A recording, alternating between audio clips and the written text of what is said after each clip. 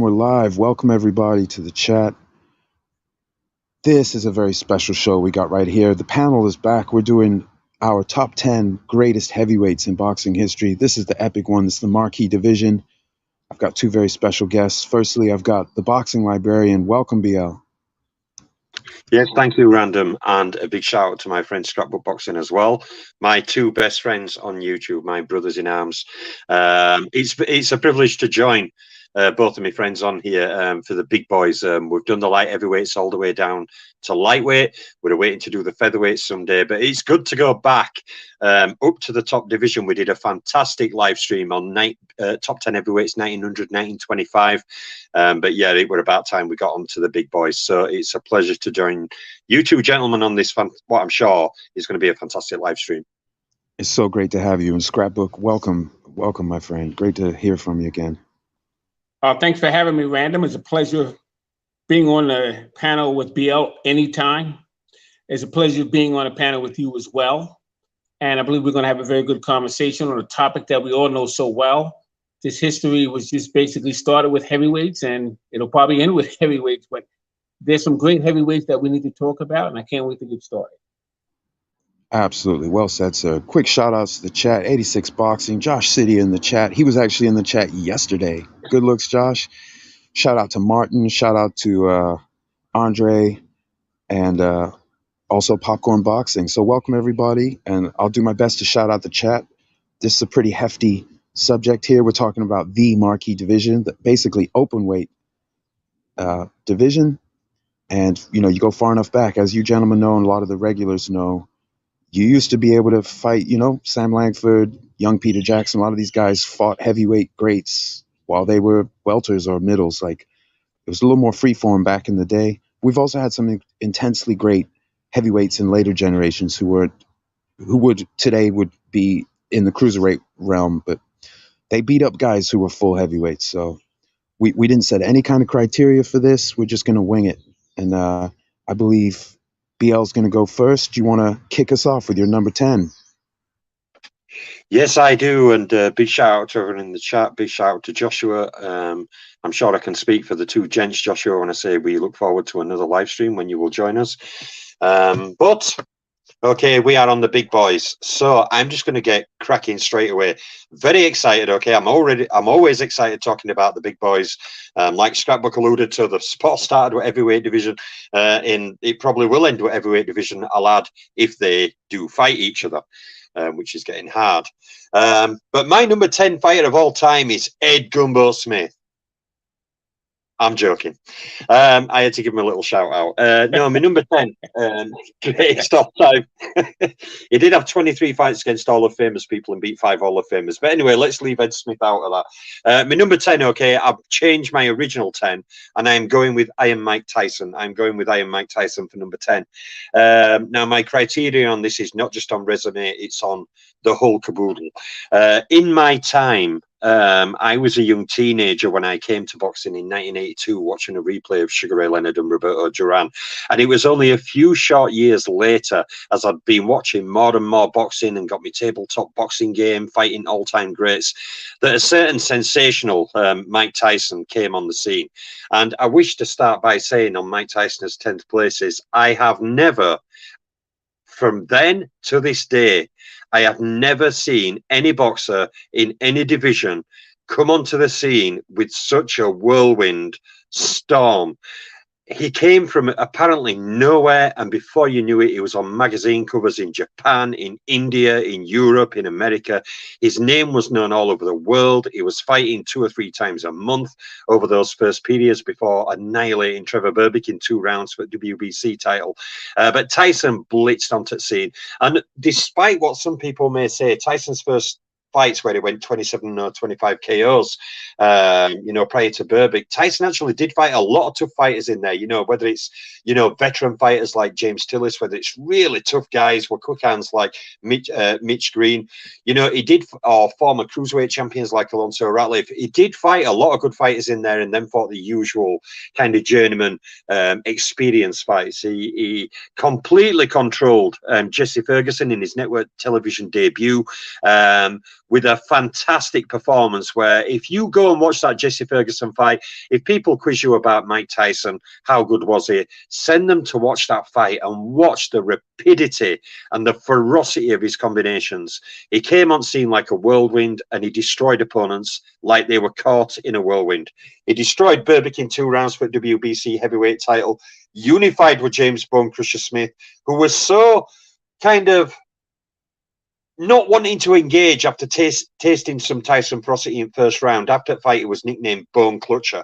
He threw a big assault in the last 20 seconds at 12th round, lost a lopsided decision, you know, and was easily beaten by Tyson. Grappled him all night long, did not want to trade punches. And we're talking about a James Smith, who was a very tough heavyweight, a very tough, durable heavyweight who beat a lot of good fighters himself, okay? So we're not talking about a weak opponent. Tyson utterly dominated him.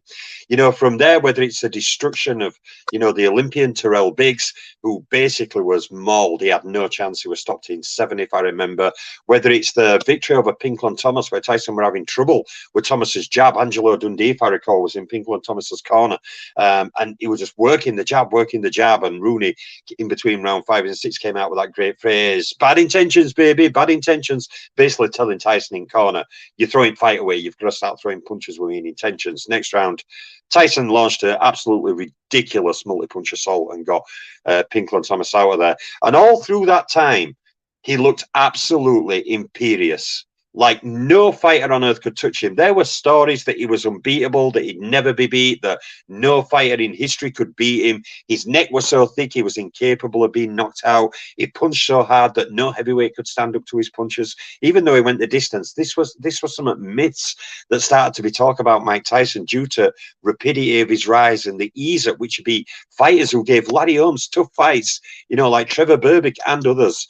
Tyson went through them, you know, destroying Tony Tubbs in 2 rounds in Japan, okay, with that vicious, you know, left hook that just made Tubbs do a silly dance, you know, from beating Tony Tucker, who were 6'4", 6'5", light on his feet. This one, the much heavier Tony Tucker who fought Lewis in 90s. This was a much sleeker, more agile, fast Tony Tucker, who'd beaten Buster Douglas to become IBF heavyweight champion. Tony Tucker were tough, he were long, he were quick, he were mobile. You know, he were a major test. Tyson defeated him, and then it culminated in destruction of Michael Spinks in 93 seconds in one of the most just brutal demolitions of a elite Hall of Fame level fighter in Spinks that I've ever seen outside of Duran and Hearns and Louis Schmeling too, etc. I mean, a brutal destruction. Mike Tyson's secondary career in the 90s, to me, with all his problems, with his conviction, which I didn't agree with, I have to say, and the ban due to buying Holyfield's ear. The fact he lost those later fights to Holyfield, you know, and the fight to Lennox Lewis, and basically from like 1990, after losing to Buster Douglas, when my teenage world came crashing down, because I, like many fanboys on YouTube, thought this guy's invincible. Him and Nigel Benn will never get beat. I saw both destroyed in front of my eyes, you know, and that taught me a valuable lesson that, yeah, like a fighter, but don't ever think they're unbeatable, because the worst can happen on any day when you don't realize it. His second career, when he beat Bruno Seldon to capture straps, the famous second fight with Bruno, where basically Bruno crossed himself. Someone counted about 132 times on his ring walk, crossing himself over and over. I think he knew he was like a sacrificial lamb. You know, Seldon, who looked petrified every time Tyson threw a punch and kept going to the floor. Easy 1-round win to capture WBA strap. You know, he'd earlier won WBC title against Bruno in rematch. The 2 brutal fights with Donovan Razor Ruddock, who were a very heavy-handed, powerful guy. Those fights were brutal. Tyson's secondary career after his, what I consider his prime, was not as impressive. You know, the fights with Mathis Jr. and Lou Savarese and all these other guys, blah, blah, blah. He did fight Gallotta. He did destroy a whole number of other fighters around that time. But overall, looking at, sorry, I babbled enough, but overall, looking at his career, he had one of the most rapid rises, became youngest heavyweight champion at world. You know, from 1985, March 1985 to early 1987, fully unified the heavyweight division, okay, in just over 2 years. I think it were 2 years, 2 months. He came from turning pro to being full undisputed champion in 2 years, 2 months. You know, having over 30 fights in that time. fully unbeaten, pretty much wrecking everything in front of him. You know, his secondary career wasn't as great, but you've got to look at the whole thing. He's one of heavyweight division's great punchers. In his prime, he was one of the most skilled heavyweights I've ever seen. His ability to slip punches, work body, off-slipping punches, come upstairs, take you out with single shots, body shots, head shots, uppercuts, right hooks, left hooks. Just a fantastic fighter. I'll leave it there. I've babbled enough. But yeah, Mike Tyson deserves a mention. He's my number 10. Fantastic shout, BL. Scrapbook, that's your number 10 coming out. Yeah, ironically, leave that picture right where you have it, Random, because that's my number 10 as well. The reason why Mike Tyson is and by the way, BL, great breakdown. It put me in mind when I was watching Mike Tyson live many times and seeing him on the streets all the time. Mike Tyson was all over the place in New York. But Mike Tyson, the reason why I have him number 10 is because of his behavior. Had Mike Tyson still been the Mike Tyson who was grooming up and had that intensity that he had when he was coming up, I would have placed him high, obviously, because he would have accomplished much more. But Mike Tyson, when he came up in the 1983, 84, 85 era, when I first heard about Mike Tyson was in 1983. I saw Mike Tyson. He was in what was called this tournament that most fighters drear to get in. And it's a tournament that you have to go through in order to get to the highest point of your amateur career to try for the Olympic Games. And Mike Tyson was in that tournament. And he did extremely well in that particular tournament. Holyfield was in that tournament. Frank Tate was in that tournament. It was called the Ohio State Fair. Once you made the Ohio State Fair during that time, you've made it. And I saw all these guys, Meldrick Taylor, they were all there. And they were all successful. But Evander Holyfield dominated the Ohio State Fair. He never won a national title, and that's why he had to defeat Ricky Warmack 2 out of the 3 times in order to make the Olympics. But Mike Tyson was a whirlwind when he first came on the scene. When he had his professional debut in 1985 against Hector Mercedes, that showed me with the combination, it doesn't matter the opponent, is what you actually do with the opponent that you have in front of you, how you handle it, just to give you an idea of what level this man is on. And he didn't deviate from his body attack. He didn't deviate from his two-fisted punching attack, both sides of the body, both sides of the head, half moon, step out, hook to the body, hook to the head. When I saw that, I said, this young man is going places. But then over time, you can see the erosion because he started hanging out, and he's a human being. He had no remorse for people, but he wouldn't be Mike Tyson, I guess, if that's who he wouldn't was. So he's a double-edged sword. But Mike Tyson was a devastating puncher. He was a very good fighter coming up. But I can't put him ahead of the other fighters that I have ahead of him. So I have him ranked number 10. I definitely wanted to place him, but he was a devastating puncher and a very good fighter, was Mike Tyson. Oh, fantastic. Yeah, what a legend, what an iconic figure he was. And this photo right here, I'm going to leave the graphic up because we have no rules and because I struggled so much with the bottom of this list, I have some tie places, but Tyson is one of my number 10 picks. Myself, just like you said, BL, imperious, and something I find interesting. You know, people are like, oh, if I meet this guy, I'd ask him this question or that. The question I would ask Mike is, I know he studied history, military history, and he was a fan of Alexander the Great. That little head lean he's doing right there, Alexander the Great had a little head lean of his own. He would sort of hang his head off in a certain way. And he was such a powerful general that after his death, some of the successor generals would actually imitate and mimic his physical appearance and characteristics, including the head lean.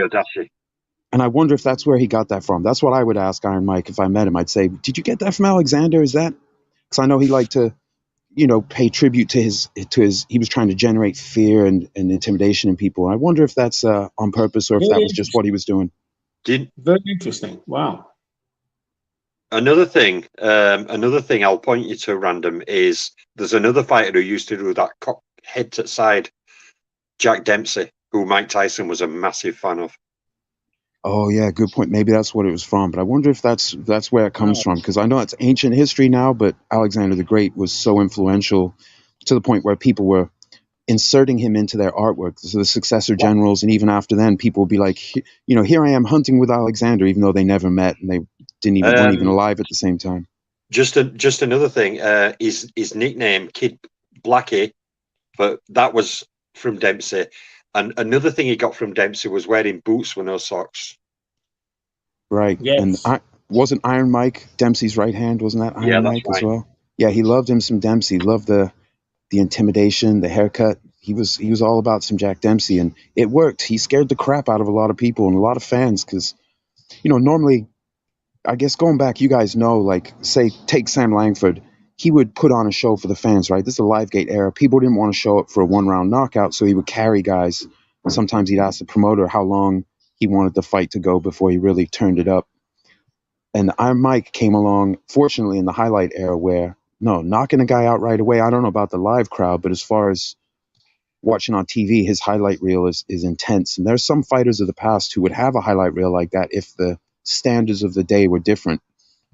But Mike, fortunately, gave us the full thing. I put him number 10 because there are guys with tougher schedules, but Mike was intensely successful. He absolutely came in like a whirlwind, just destroying people, and really inspired a lot of people to box. I didn't go with, just to be clear to the listeners, this isn't the top 10 greatest resumes in heavyweight history. We're just going greatness.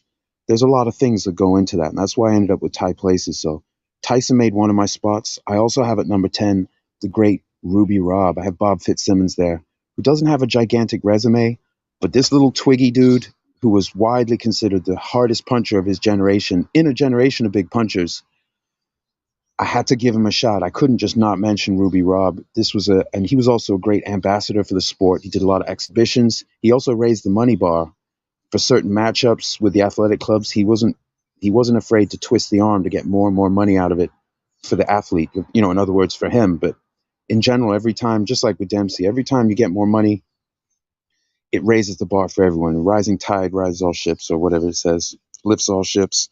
So I had to also give him a shout. And I actually went with a three-way tie because we have no rules. I also shout out to the great Rocky Marciano. Again, not the most gigantic resume as far as the highest level work. 6 Hall of Fame fights, undefeated in those fights. He did fight some all-time greats.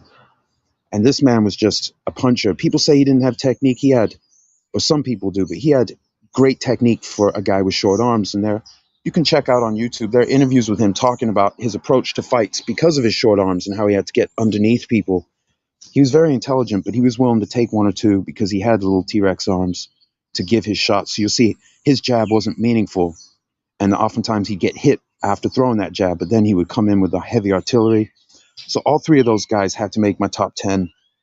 So I cheated a little bit and I just put all three in there. I'm not going to get too deep into them because obviously I'm bringing up 3 different guys, but just to circle back, Iron Mike, just an iconic figure, much in the way that Bob Fitzsimmons had been in his day, where people are like, wow, this guy really cracks. Because Iron Mike wasn't a particularly large heavyweight himself. He wasn't particularly tall or even that heavy. And so all three of those guys had to get a shout for being somewhat undersized, also being just ferocious punchers. So all 3 guys share my top 10. I hope that's okay with the rules. There are no rules, so it obviously is. BL, I think that circles us back to your number 9, sir. Yes, my number 9. Also, just quickly before I go to my number 9, another lesson out there to all boxing fans: don't use, because I'll see this all the time now, oh, this guy bet that guy is an amateur.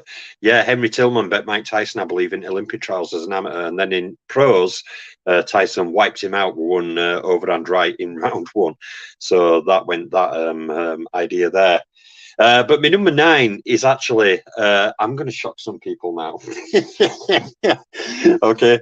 Because if it was on resume, this guy wouldn't be in my top 10, but we're not just going on resume. Okay. My number 9 is Wladimir Klitschko. The reason I'm picking Wladimir Klitschko, even though he doesn't have the greatest resume, is a lot of people don't realize what you are looking at here is the second longest reigning heavyweight champion in boxing history, behind Joe Louis in a single reign. Over 10 years as a single reigning heavyweight champion. Yes, he didn't become undisputed. He did gather 3 of the 4 belts due to his brother holding the other belt. His brother is not good enough to get in my top 10, even based on his title record, because I still think Wladimir's resume is far better than Vitaly's as well. Even though Wladimir didn't have a fight on there with someone like Lennox Lewis, the quality and quantity of his wins to me is better than Vitaly's wins over Gomez and Adamek and Sosnowski and Danny Williams and all this Herbie-eyed. You know, Wladimir Klitschko, I think, goes a bit underrated. He was a great technician, okay? I think he lacked heart sometimes after earlier defeats in his career to Purity and Corey Sanders and Lamont Brewster. He wasn't keen on engaging. He learned how to develop his style to use his attributes to his best advantage. And really, as a professional fighter, that's what you're meant to do. You're meant to fight at your best, and it's up to your opponent to expose your weaknesses. It's up to your opponent, you know, to show your flaws and take advantage of those and beat you. But once he came back in his second career after Lamont Brewster loss, in his, which was his first fight, if I remember, with Emmanuel Stewart, but then Emmanuel Stewart kept molding him, and he had that terrible scare fight with Sam Peter where he went down a whole number of times. He managed to grind out the win. That started to combat the people saying, oh, Wladimir doesn't have heart, because saying, well, he would drop multiple times against Nigerian Nightmare. He kept getting up, he kept coming back and trying to fight and trying to win, and he did get the win. And pretty much from there, from beating Ibragimov in that horrendous ball fight with that in New York, if I recall, that fight was horrendous. I don't even think Wladimir threw a right hand for about 5 rounds. That one of the most terrible fights I have ever seen for a heavyweight title.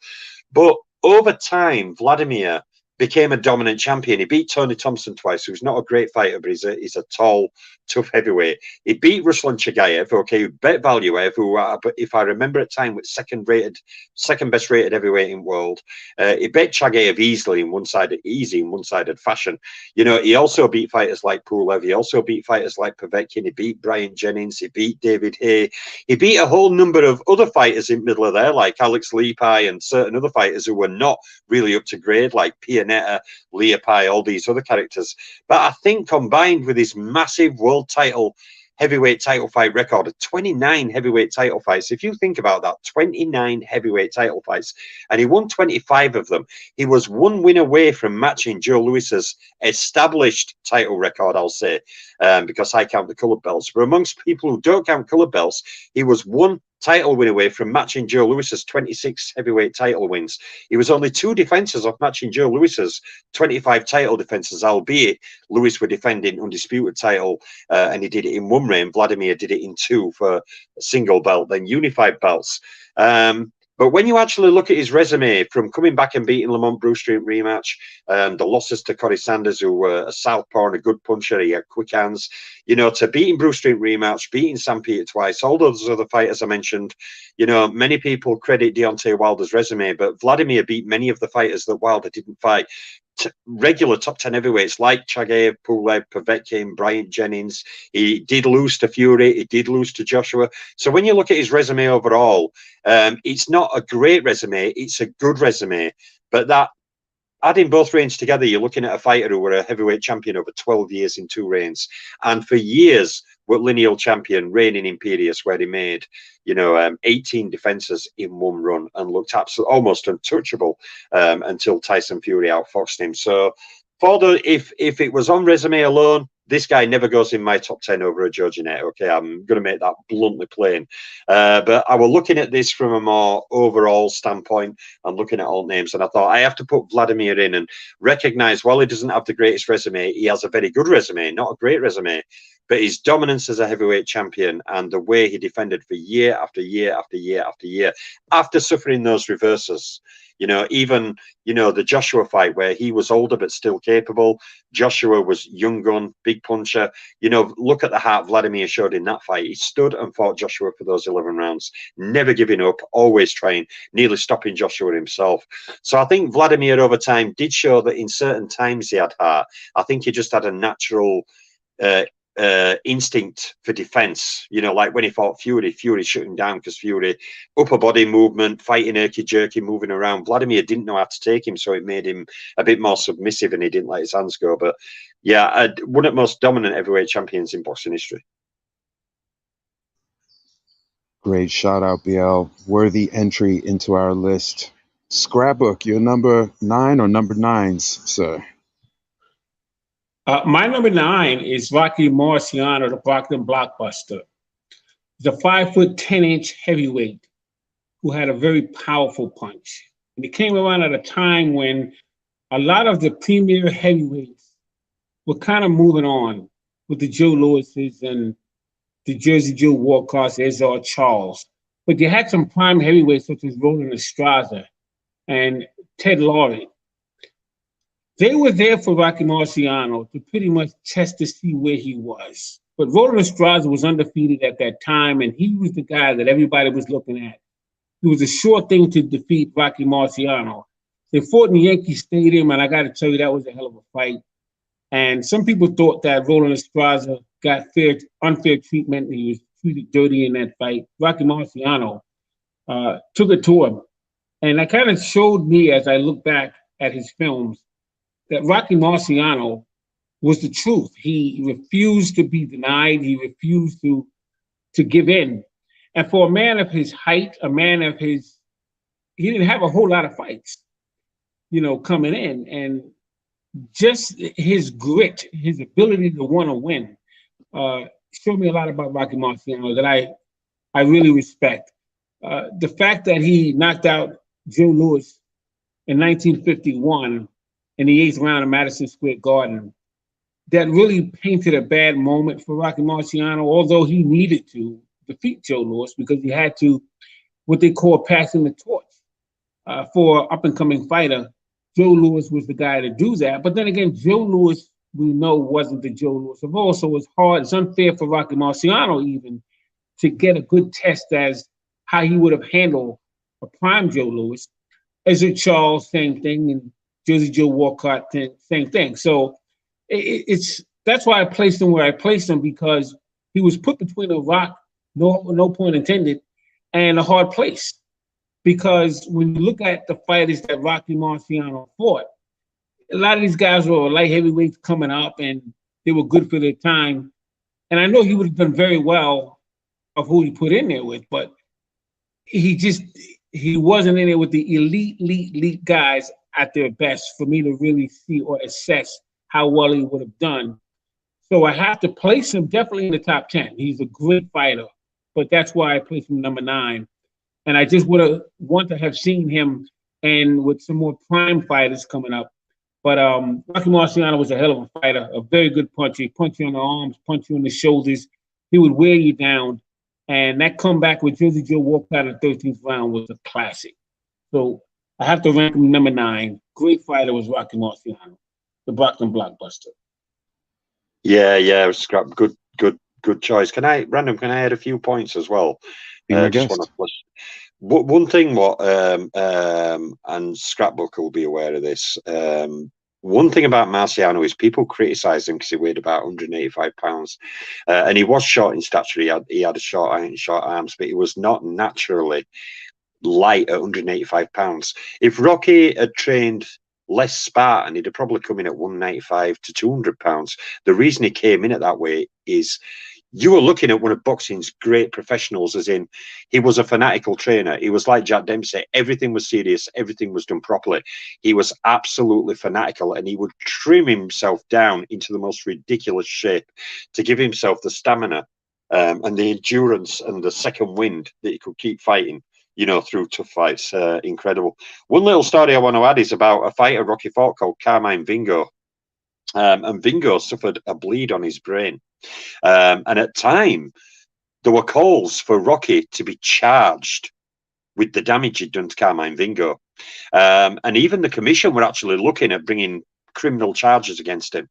And it were one of those stories where the doctor looking at the case, who were assigned the information on the case, the doctor thought, well, I need to do a deeper investigation. So he dug into Carmine Vingo's medical records, and when Carmine Vingo was about 4 or 5 years old, he'd been sitting on the window ledge of his parents' home window, and Carmine Vingo had fallen from the window as a youngster, and he'd suffered a fracture in his skull.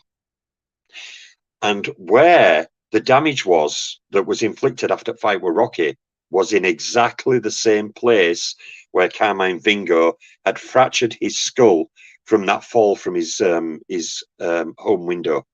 And Rocky thus was exonerated as, no, this was due to a past injury. But they were looking to bring criminal charges against Rocky. The commission was stepping in, and they were like, there were public outcry like, oh, how dare he this guy like this? It's outrageous, and beating him like that to a point, you know. But yeah, it were a lucky escape for Rocky. Lucky that doctor really did his job and dug deep and found that old injury of Carmine Vingo. But yeah, to back Scrapbook, one of great professionals. Absolute great professional, and he would fight anybody. That clever style of his where he'd stoop down to right and pull his right shoulder back was because he had short arms, you know, because the guy hitting him with a jab, he'll hit him with a jab and Rocky can't hit him. But by taking his right shoulder back, okay, the taller guy, even though he has a longer reach, and this is what some boxing fans don't understand. Okay, they say, well, he's got a bigger reach, well, he's going to win. But Rocky used his size to his advantage, pulling his right shoulder back, creating more distance. So if the taller guy wanted to land shots, he had to step in. Once he stepped in, he was then within range of Rocky's counters. Rocky was actually a cleverer fighter than what some people gave him credit for. But yeah, great picture, Scrapbook, a real model professional. Absolutely. I'm gonna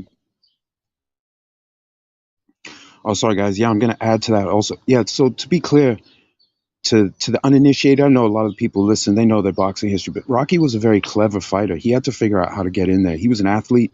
He wanted to be a baseball player, but there's some great documentaries on him, and they talk about when he was young, he'd be like squeezing a ball or massaging his wrists, and some of his workouts like running backwards uphill and throwing rocks and things. And he was boiling himself down to his fighting weight. So he wasn't like we saw, say, with AJ when he rematched Ruiz, he came in lighter.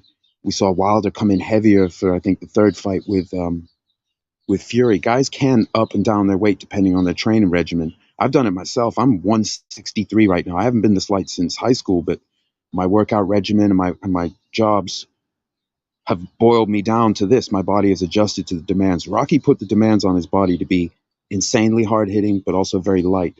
And that's dangerous. We've seen amazing fighters get tired and they look helpless. You can see in that bottom right graphic too. When you think about short arms, well, there's a lot of clinching in fighting, right? So when you're clinching with a guy with short arms, I had this in my own experience. My kickboxing instructor was a short guy with short arms.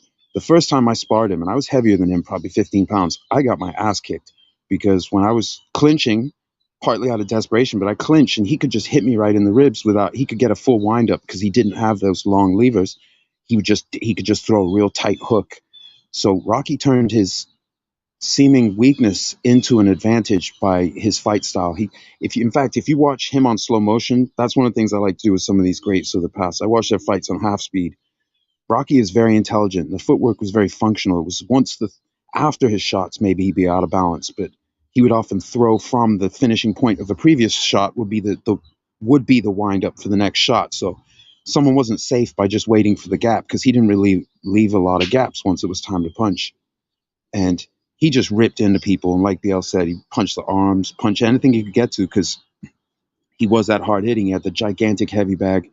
You see him going all the way under that bag. No wonder he got back problems. His training regimen was obsessive, and it paid off in his fights. And he was small for then. It wasn't like he was a big guy then, and now it's not like the 2,000 years ago. It's like he was a small heavyweight. He got it to work, and so yeah, Rocky definitely deserves a ton of celebration. I could go on about that. I was trying to keep my Rocky rants short.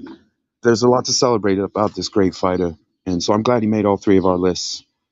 So for my number 9, I'm doing tie places because I can't leave these guys out. So I have 2 people in number 9 tied for different reasons.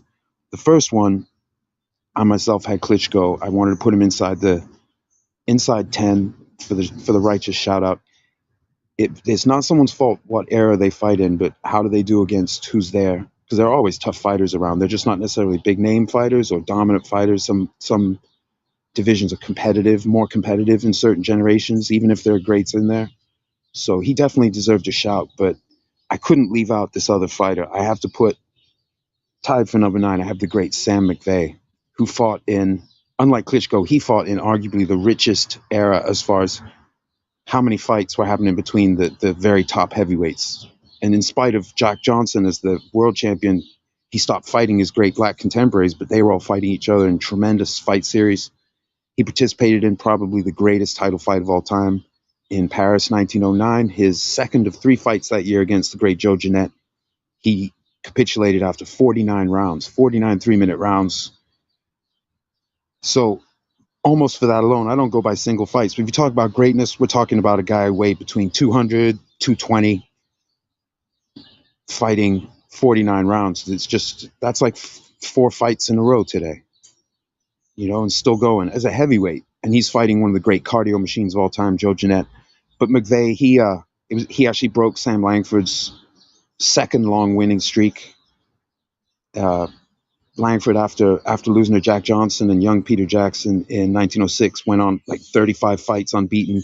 He lost a newspaper decision to fireman Jim Flynn, a heavyweight contender, which he avenged like 4 or 5 weeks later with a vicious knockout, which is actually on film. Go check out that Sam Langford, Fireman Jim Flynn 3 on YouTube. Watch that on slow motion. Actually, watch it on 3/4 speed to get it. It's closer to realistic, but then he went on 21 fights unbeaten, and Sam McVeigh got the W over him. They'd already fought to a draw, but he got the W over him and snapped that second streak. So that, again, that's an intense thing. He fought Joe Jeanette. He fought Jack Johnson. He fought battling Jim Johnson, fought Sam Langford. He fought a lot of people. And everyone who wasn't those guys, he was smashing at that time because he was having a lot of fights. So absolutely, Sam McVeigh had to go in there. As far as how many rounds boxed against all-time greats, BL, jump in with the approximation. Isn't he in the 400 club or close? 487, I believe. That's absolutely silly. There are certain guys, when you look at, well, who's fighting at the very highest level? Because we see, like, among the heavyweights, in my opinion, Anthony Joshua has had the toughest of the active guys. No, if I recall, that's his rounds against champions. I think his Hall of Fame rounds is just over 450. Okay, good look. Yeah, it's and still, you know, both stats really tell the story. Who's fighting at the absolute highest levels? Well, he's one of those guys who stands out again across all weight classes. This isn't just heavyweights. This is like who's got the most rounds in against Hall of Famers. Well, he's one of them. And a very surprising Jeff Clark, I think. Isn't Jeff Clark one of them? The Joplin Ghost? Another insane schedule.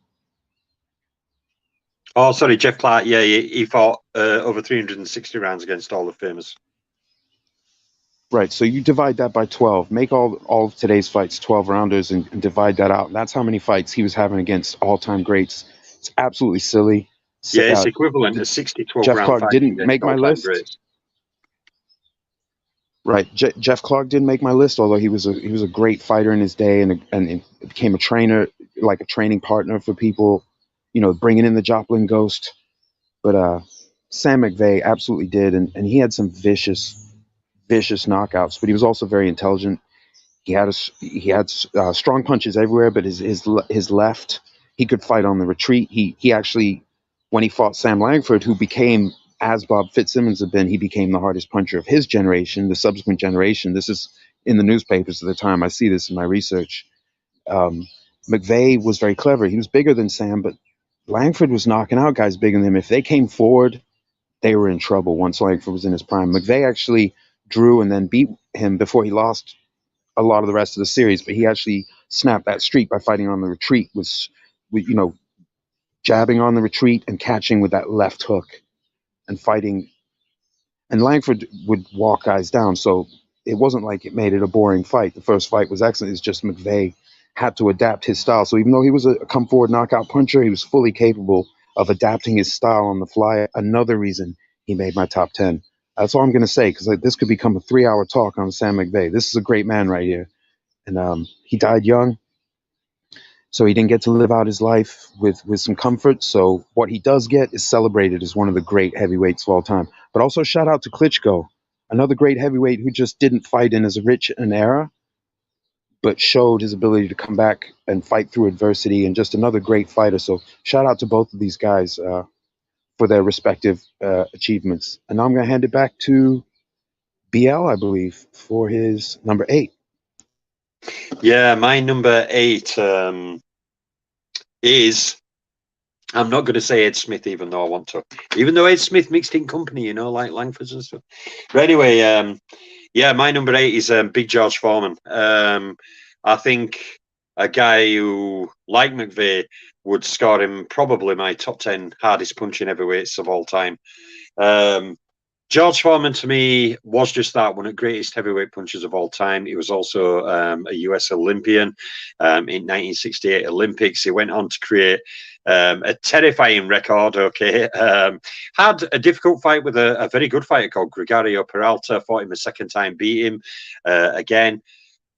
You know, and fought the usual come up and ended up at the Joe Frazier fight. And that was like Foreman's announcement to the world. He brutally destroyed Joe Frazier over 2 rounds. In an absolutely brute fest of knockdowns. Foreman were knocking him up and down like a ping pong ball. You know, as you drop it, it gets up, then you whack it back down, it gets up. I mean, it were ridiculous considering that this was a Frazier who had beaten Muhammad Ali in one of the greatest heavyweight fights of all time, to me, the fight at Century. And Frazier had been a tough fighter who'd fought the Bonavinas, the Quarries, the Jimmy Ellises, the Buster Mathises, who were a huge guy. It's almost comical watching Frazier chop him down and then flatten him with those hooks. But, you know, George Foreman became world champion, and then he made 2 quick defenses. The first, which if I remember, was in Japan against Jose King Roman. And if you watch that fight, I will say I'm glad half of those punches missed. Okay, because if some of those punches would have hit Jose Roman, he may not have survived that. Near mine survived the round. He may not have survived the fight. If you want to see Foreman wean his hands in a rather menacing, evil way, just watch that 1-round fight with Jose King Roman. He goes down 3 times. Okay, he can't take Foreman's power, but Foreman is throwing some mean, big arching shots in that round that some of them missed. I was like, oh my God, I'm almost glad that missed. Then he destroyed Ken Norton in 2 rounds, another guy who'd beaten Muhammad Ali. And then he went into Ali fight and lost. He was out-psyched and out-thought in that fight. But he came back. Ron Lyle, another great heavyweight puncher at that time, in one of my favorite fights of all time. The stare down in the middle of the ring before the fight starts tells you exactly what kind of fight that's going to be. Seeing Foreman laid face first on canvas in that brutal slugfest with Ron Lyle, what eventually he gets to grips with Lyle. They both hurt each other through that fight. You know, it's an incredible battle. He wins that. He eventually, of course, beats Frazier in his second fight, you know, and then, of course, loses to the talented and underrated fighter Jimmy Young. And if you watch, I think is it round 6 or round 8, Foreman catches Jimmy Young with a good shot, and Jimmy Young goes into retreat mode. Okay, I can't remember, is it round 6 or 8, but Jimmy Young immediately gets hurt by that shot. He goes on retreat and Foreman goes after him, and it's like, my goodness, if some of these shots land, he's going to be in big trouble. But that's the whole thing with George Foreman. For his time, he was a big, powerful guy. You know, he'd studied with Sonny Liston. He'd learned the menacing stare. You know, he'd learned how to stand and compose himself in front of people to get the absolute maximum terror out of people he could. Learned from one of the best fighters in history at doing that, Sonny Liston. You know, and then he retired after Jimmy Young lost. And, you know, he came back in the 80s as old George, bigger and heavier, bald head, fight more defensively, you know, better use of his cross-arm defense. He'd kind of tried to use when he was younger, but often ended up swinging punches, not relying on his defense that much.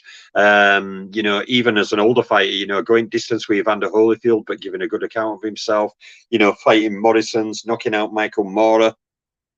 To me, to create that historical significance, I do not know any fighter in boxing history who re-won a lineal title that won 20 years earlier. I am not sure of any fighter in history who's done that. And I've researched heavily, and I'm not aware of any fighter who won, say, a middleweight title, lineal, and then won it 20 years later, or any featherweight who's done that. I think that is a singular historical feat that Foreman has accomplished, you know, in his career.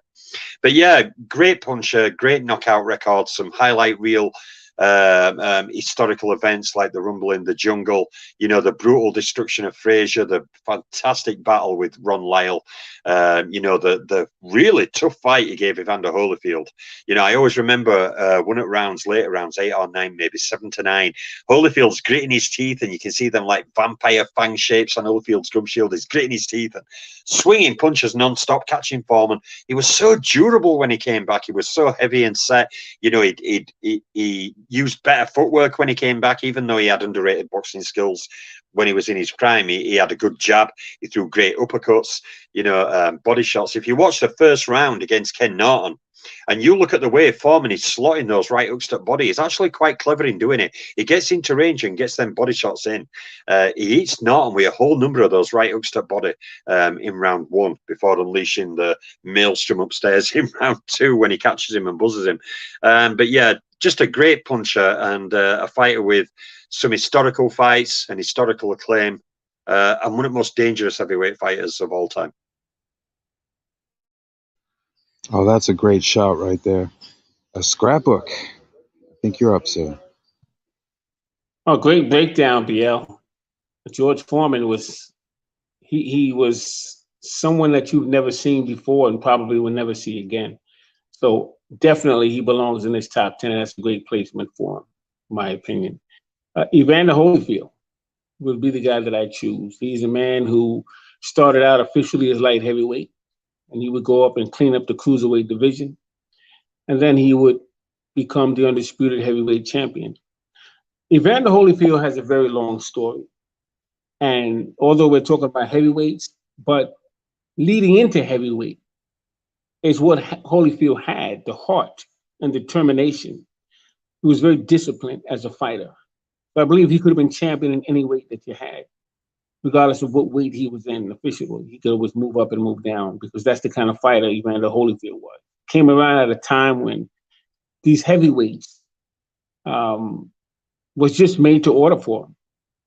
I wanted to see him fight Mitch Blood Green. That didn't happen, obviously. But Evander Holyfield fought them all. The Michael Dokes. I was at mostly all of Evander Holyfield's fights. I was at his fights live. And I had the pleasure of seeing what he really had up close. And this man was unbelievable. He had combinations on the inside, on the outside. He could be tired as hell, and he would come back, and he would fight as though he was never fatigued from the beginning. I was at the Riddick Bowe fight, the first one that he fought, and that was unbelievable. The determination of Evander Holyfield, the things that he has done, the defeats of Mike Tyson, the defeats of Andy Ruiz, and some of these fights that he had with Lennox Lewis and Bill Cooper at Atlanta. I was at that fight. He was hurt and he made a comeback. Shows the testament of the man. So Evander Holyfield, I have to place as number 8. I think he's one of the greatest fighters of all times. As a heavyweight, I would place him very highly. He's not my top 10 heavyweight, but in this conversation, because of the criteria that is floating around, I put him in this list. Evander Holyfield was an outstanding fighter, and he had a lot of heart and guts, and I think he would have made it in any era. Great fighter was Evander Holyfield, so I placed him number 8. Oh, that's wonderful. BL, would you like to expand on that as well before I go? Yeah, first of all, great shout from Scrap for Evander Holyfield. I think Evander Holyfield is one of the greatest fighters of modern era. Yes, Floyd was unbeaten. Yes, De La Hoya won lots of world titles in more weights than Holyfield. But Holyfield actually ties Floyd Mayweather, including repeat belts won. Both have won 11 world titles. Like Scrapbook alluded to, he turned pro at light heavyweight, and then his first fight where he fought like a guy who were a former or future champion were against one of his early fights against Tyrone Booze, who were a former, if I remember, WBO cruiserweight champion, who wasn't a real elite fighter, but he was a decent fighter, Tyrone Booze. But fighting him in like your 4th or 5th pro fight already is a statement. Holyfield came from that great Olympic team, of course.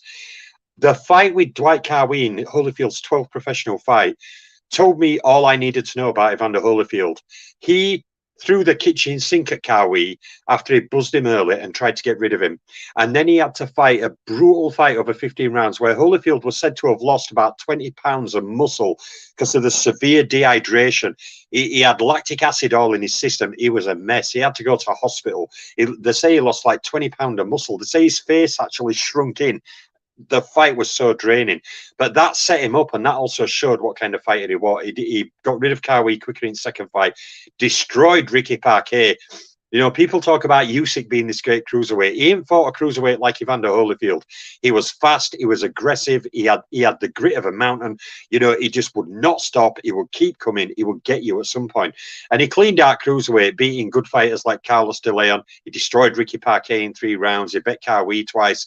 You know, cleaned out cruiserweight division 18 fights. Then went to heavyweight. Okay, beat Buster Douglas. He had that fantastic fight, Scrap alluded to, Michael Dokes, one of my favourite heavyweight fights. Dokes had quick hands. He threw kitchen sink at Holyfield, and Holyfield threw kitchen sink back. You know, when that fight was stopped in later rounds, round 10, if I recall, you know, when Holyfield finally hurt him with that shot and then went after him and put him down, both of the trunks were soaking wet. I mean, they put hell for leather into that fight, those two. If anyone hasn't seen Dokes and Holyfield, go watch that fight. You will see a mesmerising fight, seriously. Fast punches, combinations at each other. It is an absolute war. And that typified Holyfield's career. You know, his grandma said that when he came home, when he were bullied when he was a teenager, if he'd got bust nose and bust mouth, his grandmother would send him back out to fight the bully again. And Holyfield said that taught him that he would never be bullied, that no matter who bullied him, he would go and he would go for him and he would try and beat him. Okay, so even bullies knew, you know, if I attack him, he's going to come back for me and go again. You know, and that kind of typified his whole career. He had an incredible will to win, incredible durability, okay, refusal to surrender.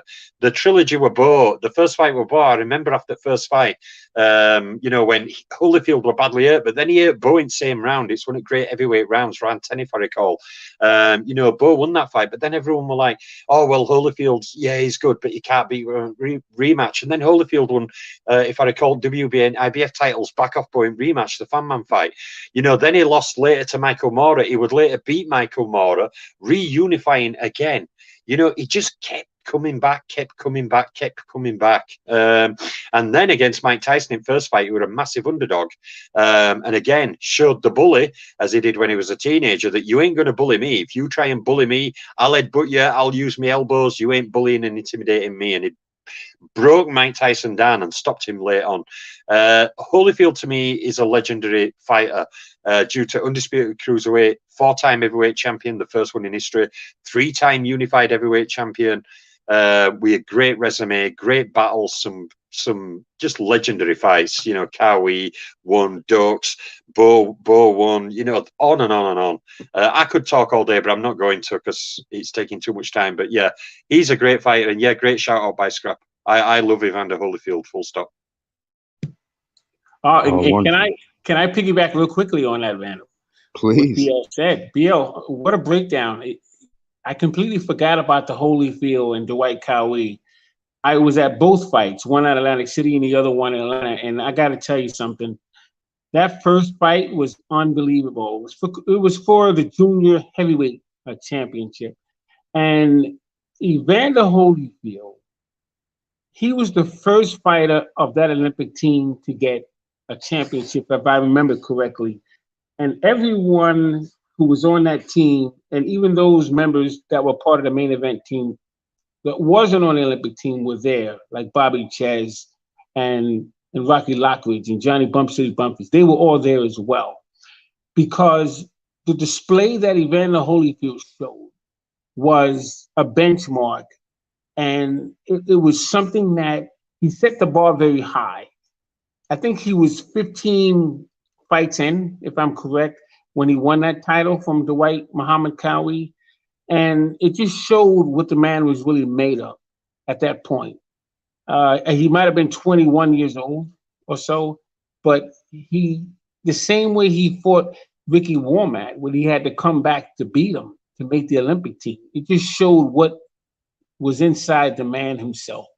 And you're absolutely right about his grandmother. Remind me of Bo Jack, who was Sidney Walker, and his grandmother. You know, they come from a tough background, and it shows in the ring.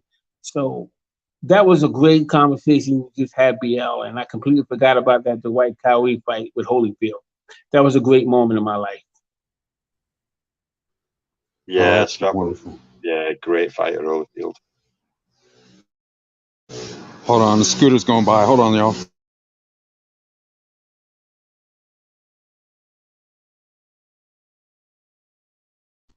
All right, sorry about that, folks. Yeah, they need to get their oil to gas ratio on point for that thing.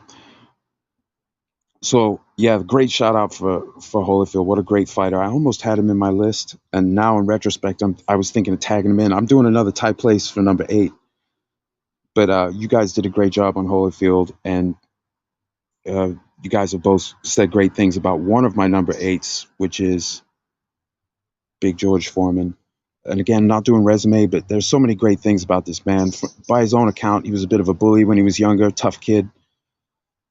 And so he didn't necessarily, he won in the Olympics, but he didn't necessarily have that like easy path to get there. Trained, you guys can probably speak to it more than myself, but trained by the great Archie Moore, trained by one of the greatest fighters that ever lived, pound for pound. Archie Moore's in all 3 of our top 10 pound for pound. Am I correct, guys? Yes, absolutely. Absolutely. Who's in top 3 pound for pound of what? No, top 10, Archie Moore. Oh, yeah, definitely. Yeah, and it's not just because of all the knockouts or because of his brilliant stylistic genius or his training capabilities. He has the resume to back it up. Archie Moore does. So Foreman did come from a strong stylistic lineage, and we saw when he was older, another aspect to his greatness.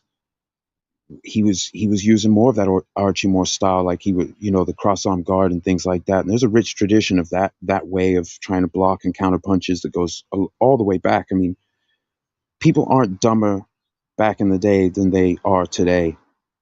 When you're talking about fighting, people tried everything. There's always money at stake. People are in general are intelligent. They just don't have the same foundational basis of like inherited knowledge as far as like the sciences and what's going on in the universe. But as far as fighting each other, people have been trying these different styles. They did the cross arm guard. It doesn't take much for a guy who's fighting for money to be like, what if I do this and then throw when it bounces off?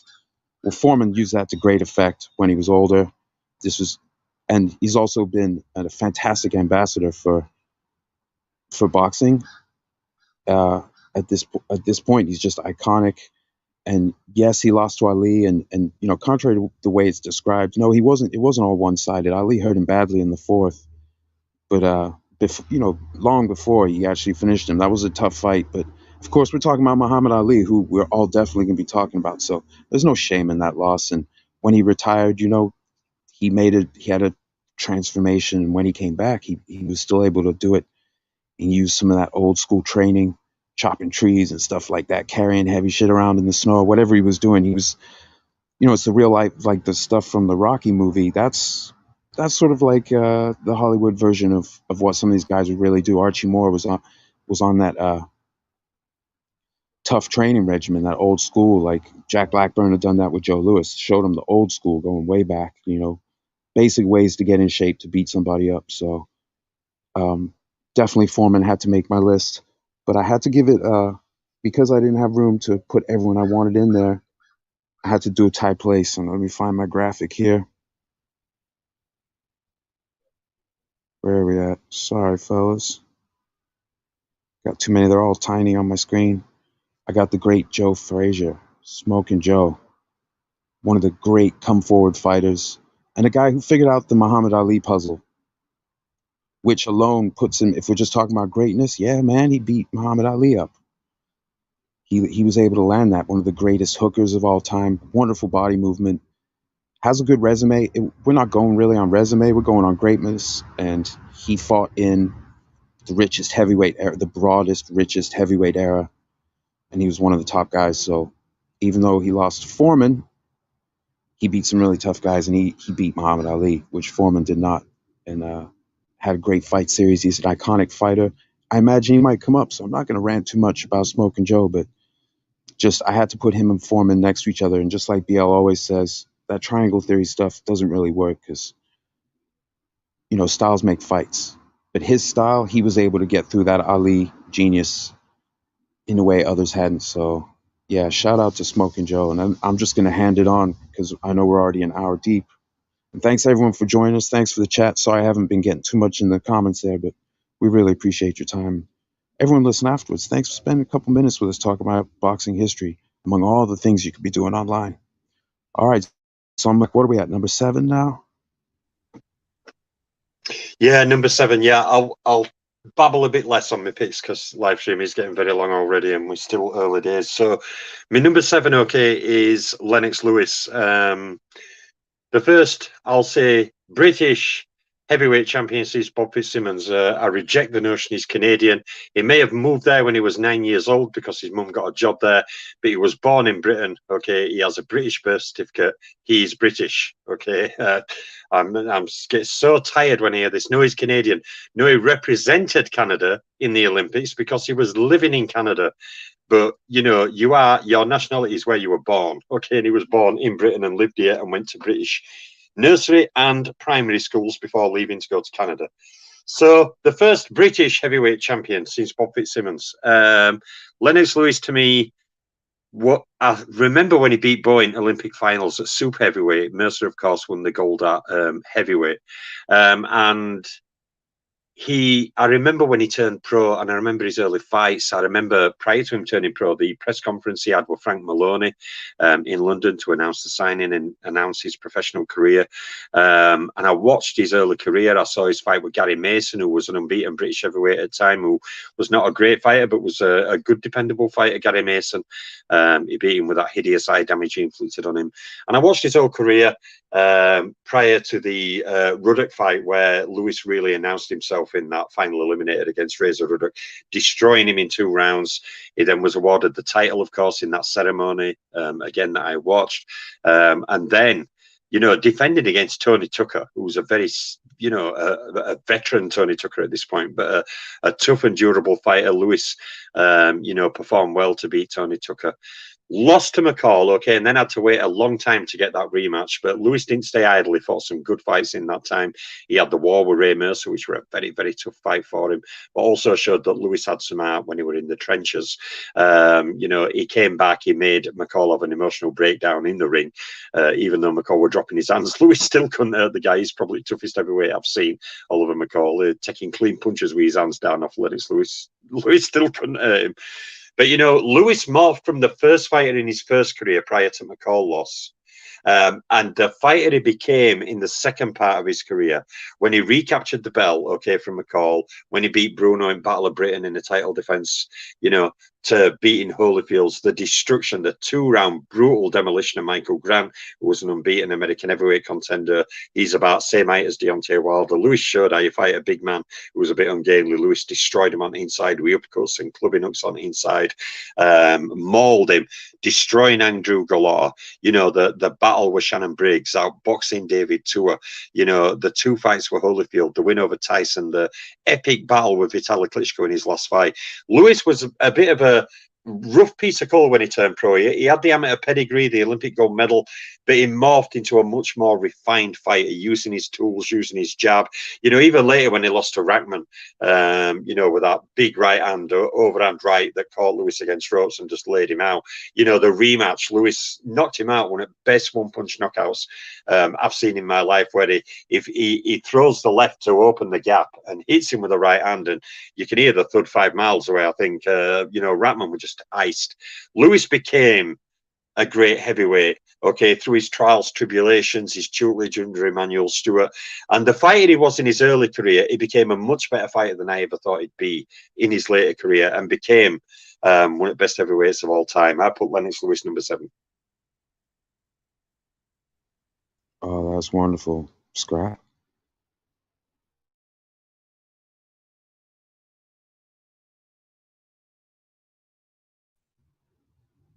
Yeah, good shout, BL. Scrapbook, would you like to either add to that or proceed with your number 7? Yeah, Lennox Lewis, I do have him as my number 6, but I'll just put him in now. Lennox Lewis was the last heavyweight, in my opinion, that really had a complete toolbox. Because Lennox Lewis, I can see him learning on the job. You know, once he got with Emmanuel Stewart and he put everything together, you couldn't really deal with Lennox Lewis. Once he got his jab going, his height, his ability to shift his body around, Lennox Lewis was something. I think he had a lot of distractions with the Oliver McCall and Rotman, and he just has some distractions going on with him, because that's the only explanation. Because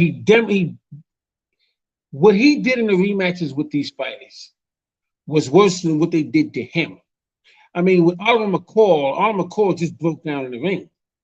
I mean, you don't see this kind of thing happen every day. So Lennox Lewis had some ability about him where he could figure these guys out and make the adjustments as the fight went on. So I did put him number 6. I'll talk about him now, but Bill, that was a great breakdown with Lennox Lewis, because you're right, he's British born and he moved to Canada, but he was a phenomenal fighter, and I think he's overlooked. He's not really rated like he should be rated. Very good fighter was Lennox Lewis. So that was a great breakdown, BL. Yeah, thank you, Scrapbook. I agree with you on point you made that he became, what you said, one of the heavyweights in my lifetime, not who I've watched, but in my lifetime, who became almost a complete heavyweight fighter. He could brawl on inside. He could use his jab and his movement on outside. Yeah, fantastic fight. He became a diamond from that rough piece of coal he was when he first turned professional, fighting Jean Chanez and all these other guys. Yeah, he morphed into a totally different fighter. And beating Vitaly Klitschko in that war, because people were saying Lewis dodged a rematch. Lewis was starting to take over that fight because Stewart said, forget the boxing, fight him. So Lewis started fighting him, and he were hitting him with some hellacious shots, including that right upcut that I still don't know how Vitaly took. But you see, even winning that, he opened Vitaly's face up. That fight had to be stopped. Vitaly went on to be a 3-time heavyweight champion himself and a near unbeatable looking heavyweight, aside from the Chris Bird injury where it a rotator cuff in his shoulder where he had to be pulled out. But Vitaly Klitschko went on to be a near unbeatable looking heavyweight champion, 3-time heavyweight champion, and Lewis defeated him in his last fight and his last great fight. Remarkable fighter. And I agree with Scrapbook, he does get overlooked by some people. Some people overlook him because of his short career. But, you know, ultimately what he did in that career, beating every man he faced, like Scrapbook said, avenging the 2 losses and destroying them in as good or better fashion as what they beat him, speaks a lot. Even Holyfield, the draw fight, the controversial fight, you know, Lewis won the second fight. So it seems that every time he had a reverse, he combated and came back and defeated that reverse, if you get me. So, yeah, a great heavyweight, yeah. Exactly. Oh, fantastic. And very convenient for me because I have Lewis as my number 7 as well. And I guess, Scrap, that's your number 6. So when we come the next time around, do your number 7. Is that how we're going to work it? Just cool with me? Yeah, that'll work. That'll work. Okay. Yeah, so for all the reasons you guys said, there's one of my favorite things on YouTube, not just boxing stuff, but in general, is there's a great interview that Rummy did with the late, great Emmanuel Stewart. And he talks about Lewis, talks about how one of the things he said, which I thought was funny, he said you weren't sure which version of him you were going to get, but he could rough it up or he could be very precise. And I think that combined with his size and his ability, like you said, BL, both you guys mentioned, to overcome adversity, you know, to come back from setbacks. It's because lots of the great fighters have setbacks. Sugar Ray Robinson, Muhammad Ali, these guys had setbacks. It's not like, because if you fight at the highest level long enough, you will lose. Everyone loses. I mean, the people who retire sometimes are selective about their fights. Even if they take tough fights, they're selective stylistically, like maybe Floyd Mayweather, who is admittedly great, but he was picking and choosing. He wasn't very active. He wasn't just fighting everybody. But then other guys who maybe don't fight, like Wilder, who they're beating people, but they're not fighting the top echelon all the time. If you keep doing that at the top, Rocky retired, you know, he was having back trouble, but he had like fights against legends, but then he left the game before some of these other guys do. So anyone fights enough at the highest levels, you lose. But Lennox the Lion was a beast. Wasn't as appreciated in his days for a variety of reasons you guys are aware of. But now he's properly celebrated as one of the greats. And for a lot of people, he's the last like great heavyweight. I'm not saying that I necessarily agree or I don't have a strong opinion one way or the other, but I do see online people celebrating him as like that was the last guy who was really the man. You know, in a respectable era, in a tough era. But yeah, so I had to put Lennox number 7.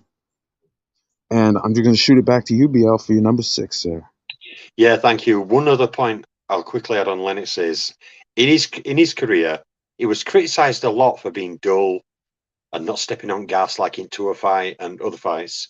But like will echo another fighter I have higher up my list, a fantastic fighter in his career who, you know, years later, is now getting more credit he deserves. At the time, many people criticised him roundly. Oh, he's dull, he's boring, he's like watching paint dry, he's behind his jab, he's not engaging.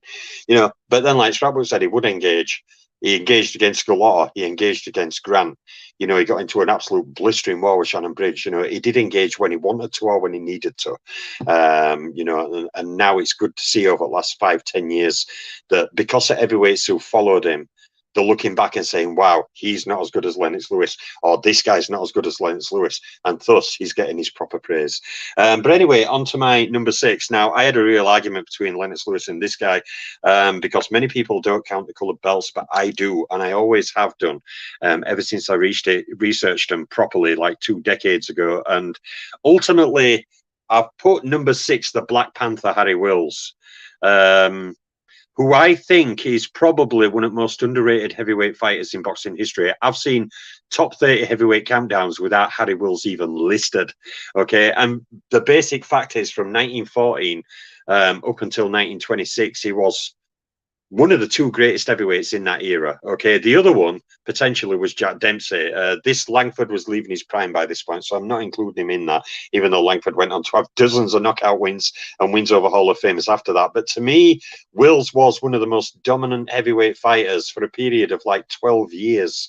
You know, more than a 10th of a century. Wills was there as an imperious fighter, whether it's the brutal demolitions of Ole Anderson, whether it's the mass demolitions of Denver Ed Martin, you know, whether it's Gunboat Smith being laid out with one brutal shot, you know, whether it's Fred Fulton being battered, okay, and knocked out with another brutal shot knockout, whether it's Kid Norfolk being hit by a phantom punch. You know, the crowd didn't even see the punch because Wills were on inside, okay, but Norfolk felt like he'd been shot, okay. It was a short chopping shot at chin that Wills got off. He could fight on inside, he could fight on outside. You know, those early fights to a guy who's 6'4" with an 80+ inch reach. I've heard people say he's got a 79 inch reach, but actually when you go back in newspapers at time when they gave dimensions, a lot of them list him at 83 or 84 inch reach. He was a tall, athletic, you know, muscular fighter in his time who were like 6'4", and he was destructive. And those early fights were McVeigh, where he won some, lost some. The fights were Langford, where he won some, lost some. The 2 fights with Jeanette, where he drew. Ultimately, he gained such incredible experience from that when he hit his prime, like through 1916 going into 1917, he went on that silly unbeaten run, okay, in fights, nearly 50 fights unbeaten, and he was putting destructions on fighters. You know, he was a mobile heavyweight. He was a long thudding puncher. He would throw long thudding jabs, long thudding right hands. He could wrestle you on inside. Just a very athletic fighter for his time and a massive proposition. And for coloured heavyweight title, he had 36 fights and only ever lost 3 of them. Okay, he only lost 3 fights for that coloured heavyweight title in 36, and he was a 3-time coloured heavyweight champion. You know, when you add that to his run of fights and the fighters he beat and destroyed, you know, many heavyweight contenders around that time were not keen on fighting him. Jack Dempsey clearly did not want to get in ring with Harry Wills, you know, beyond shadow of a doubt. Dempsey tried making the fight later, but I read a newspaper story where, you know, Wills had to pay so much money to secure the bout, and it was something stupid like $30,000 just so that he could sign the contract to guarantee the fight. Wills was going to have to pay money to sign the contract. Okay, and this were a Wills in 1926 who was already past his prime, you know, was no longer the fighter he was from 1917 to 1923. He was a few years past his prime by this point, still dangerous. You know, he beat Louis Angel Firpo, etc. Lost to Jack Sharkey, but no longer the fighter he was. But in his prime, I would pick this fighter to give any heavyweight champion in history a run for their money in his prime. And I don't think I can give him a better credit than that. To me, he was a heavyweight who I would, in his prime, put him with a Riddick Bowe, and I'm not sure who wins. I would put him in with a Lennox Lewis, and again, I'm not sure who wins. You know, I think he was that good, and I think he goes very, very underrated. Great shout out, BL.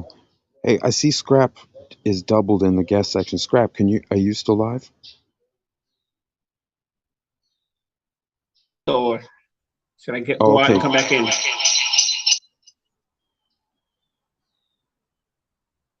I'll go out and come back in. Oh, he's got special effects is in twice. Okay, there you go. Now he's in one. Just one thing. You should be good, Scrap. Can you hear us?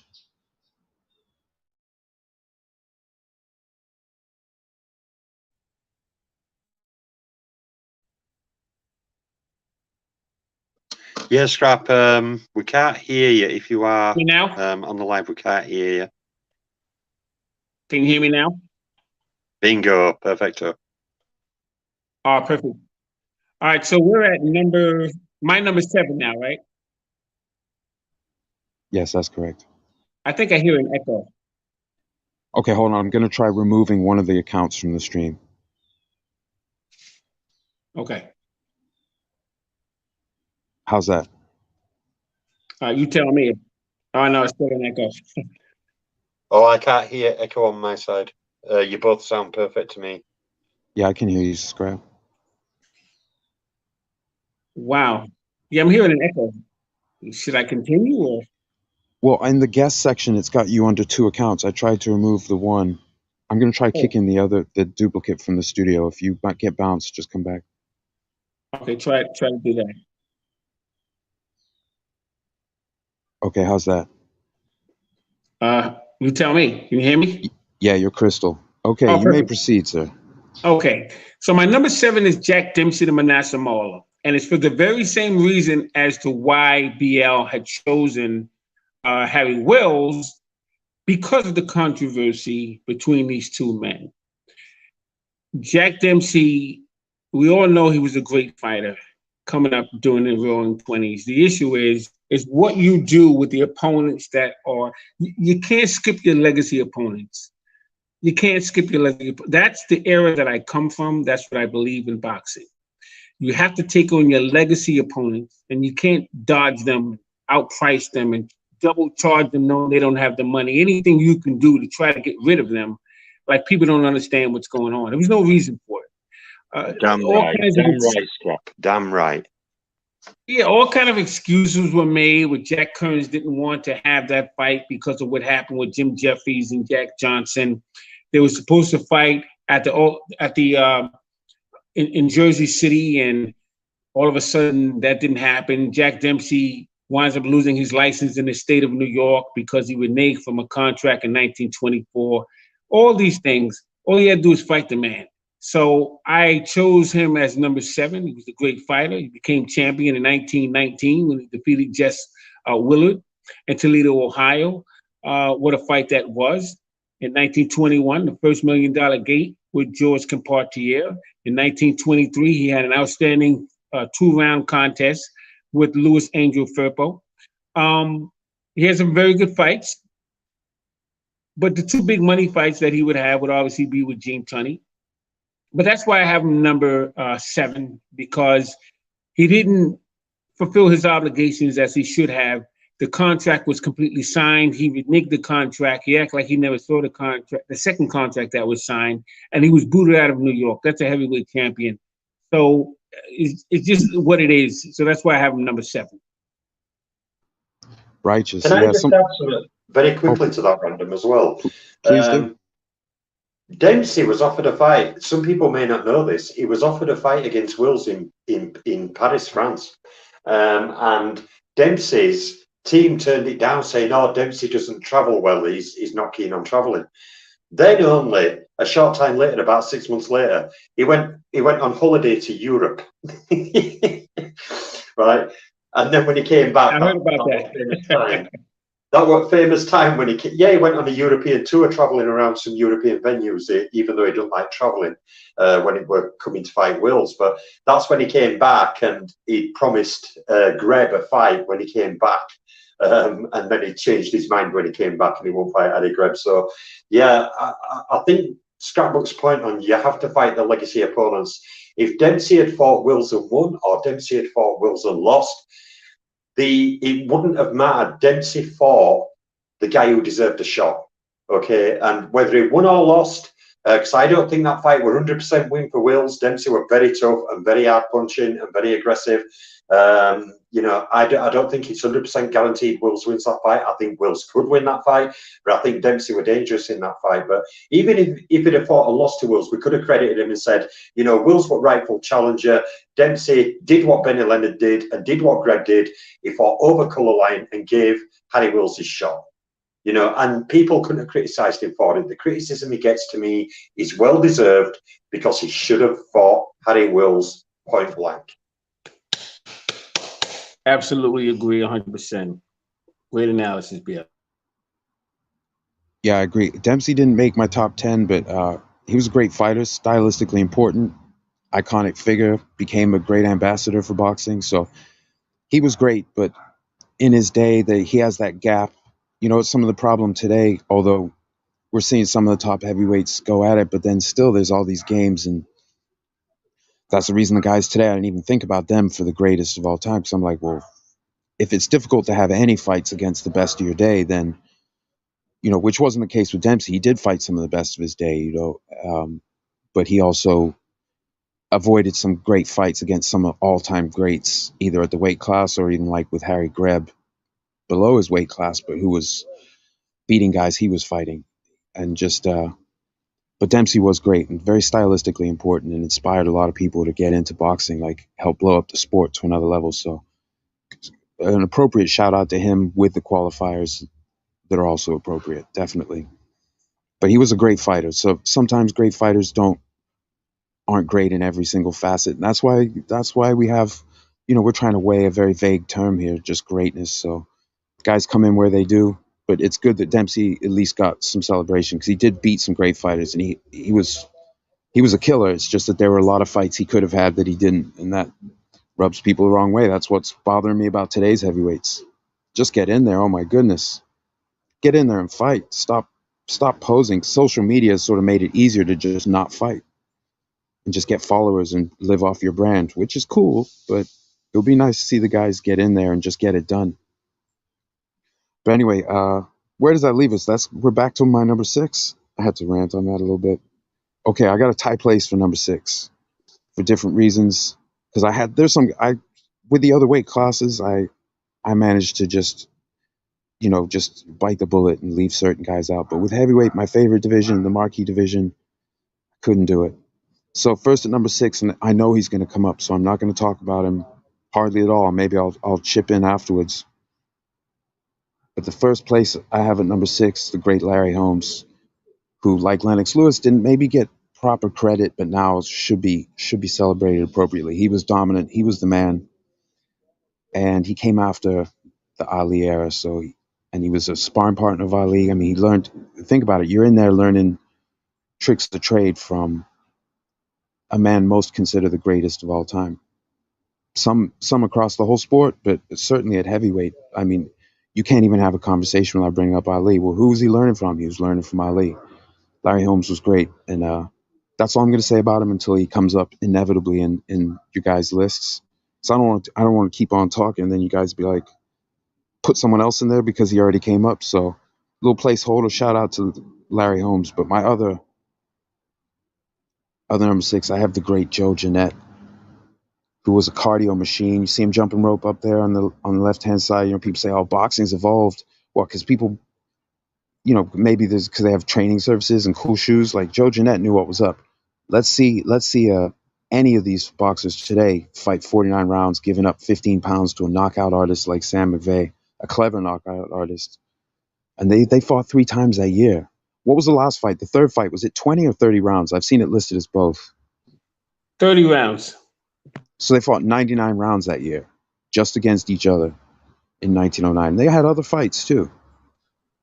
These guys were made of steel. So like Larry Holmes for his dominance, because Joe Jeanette wasn't dominant like that, although he had some fantastic streaks and I would say better wins in his career, signature wins. But he was fighting. His first 23 fights is insane. BL on his channel, Hardline Boxing Talk. Go check out his channel. Search for Joe Jeanette career. And do that with actually any old school fighter. There's a good chance BL has a video on him. Shout out to the Boxing Librarian here, our honored guest, and just, this is You can find out about Jeanette. You can search Scrapbook Boxing and then put in a boxer's name, and you will find a few videos on this guy. These guys, both these gentlemen, my guests here, for the uninitiated, they have thousands of videos on their channel. I don't know if you've hit 2,000 yet, Scrap, but I know this, like, you're talking like just a wealth of material. You can find out more about these fighters. Joe Jeanette is a great man. This is one of the most finely conditioned fighters. One of my dream fights is Joe Jeanette versus Rocky Marciano. Because would that fight ever end? Maybe stopped on cuts, so they'd have to fight back in the day where it wasn't so. Well, although Rocky got away, he got away with a horrific cut that would have stopped one of his fights. So I guess either era will do. But Joe Jeanette is just one of the great fighters. I know he's going to come up too. I just wanted to give him his proper shout. His schedule was phenomenal, and he was also, he was training people. He wasn't just a fighter who then just like melted away. He did live into older age, but he was training people. There's a great photo I meant to upload. I forgot to. Him, and he's balding, but you can see as an older man, he's still ripped. He's got gigantic thighs. And he was, maybe that had a lot to do with his, people lose their legs. Well, he never skipped leg day in his life.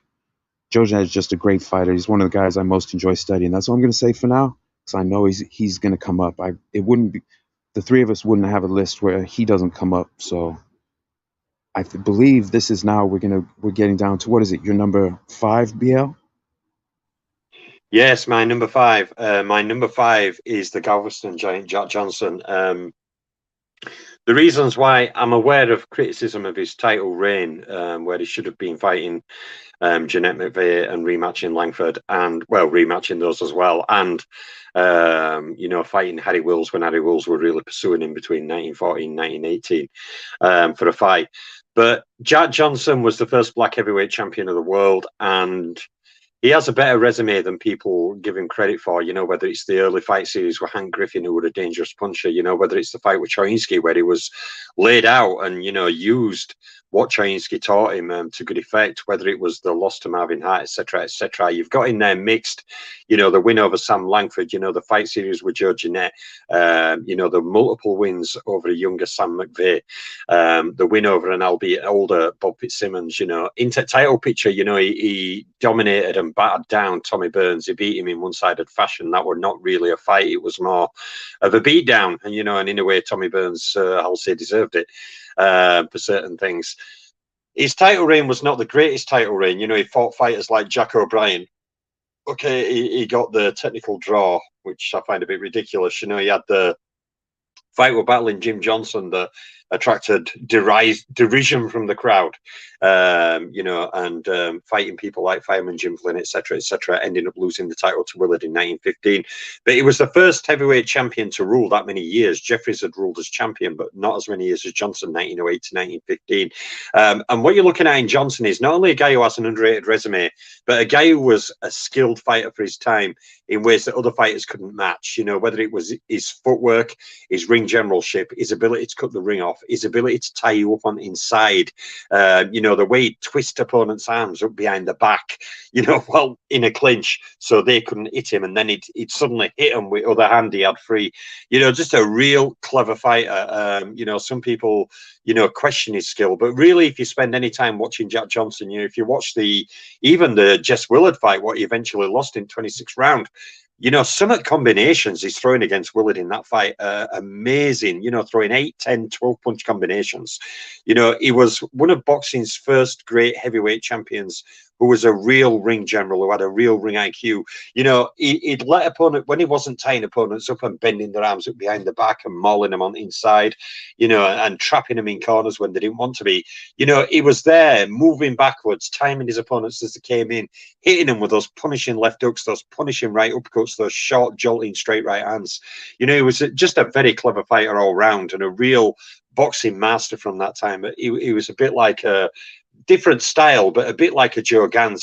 He was fighting in a time where he stood out as a true, ring technician, a true old school pro, and he fought a great resume.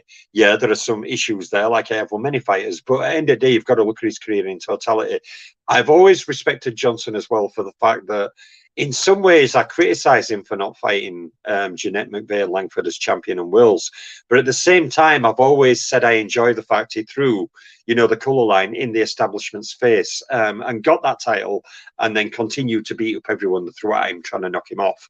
In a way, he did a service against that evil colour line that was around at the time.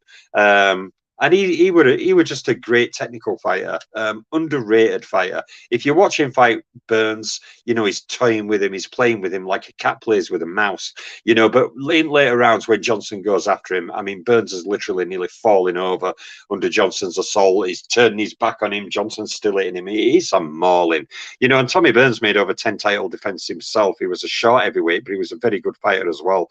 But Johnson had this ability to be able to beat good fighters with relative ease, which to me is always a sign of a great fighter. Wonderful shout out there, BL. Yeah, he was absolutely great. Scrap, I think we're down to, what are we, inside our top 5? Is it Scrap's number 5 next?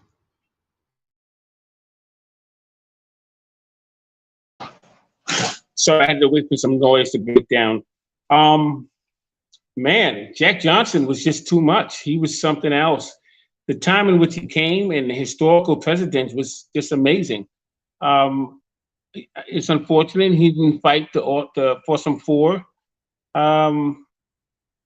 He was a great defensive fighter. Came around at the perfect time. He set the bar very high. My number 5 is collectively Sam McVeigh and Joe Jeanette. I believe both those gentlemen deserve a mention, and I'm putting them both in together because they're forever linked. You can't mention Sam McVeigh without Joe Jeanette, and you can't mention Joe Jeanette without Sam McVeigh for that unbelievable 49 fight in Paris. That was probably, and we talk about it as often as we can, but you don't hear a lot about that fight. And it's unfortunate there's no film, but the drama behind it, the essence of the men that demonstrated what the science of not only boxing, but the endurance of one, shows you everything you need to know with that fight. When you read about it and you study it and you look at the time in which these men came, and the fact that they fought 3 times that same year. But April 17th of 2009 was just, it's a landmark. It's something that is undescribable. When you look at Sam McVeigh, when he needed a paper bag over his head just to breathe, and Joe Jeanette needed an entire bucket of water to be poured over his head just to find out where he was. And then they would continue fighting. It was just unbelievable. So both these men I have ranked number 5 collectively. Joe Jeanette is an outstanding fighter. Sam McVeigh, as Bill often says, the Mike Tyson of his time. 2 great fighters, and I wanted to make sure that they were in, so I ranked them number 5. Righteous. Yeah, what a bunch of greats.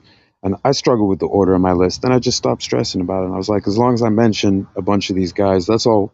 Ultimately, we're just celebrating all these great fighters.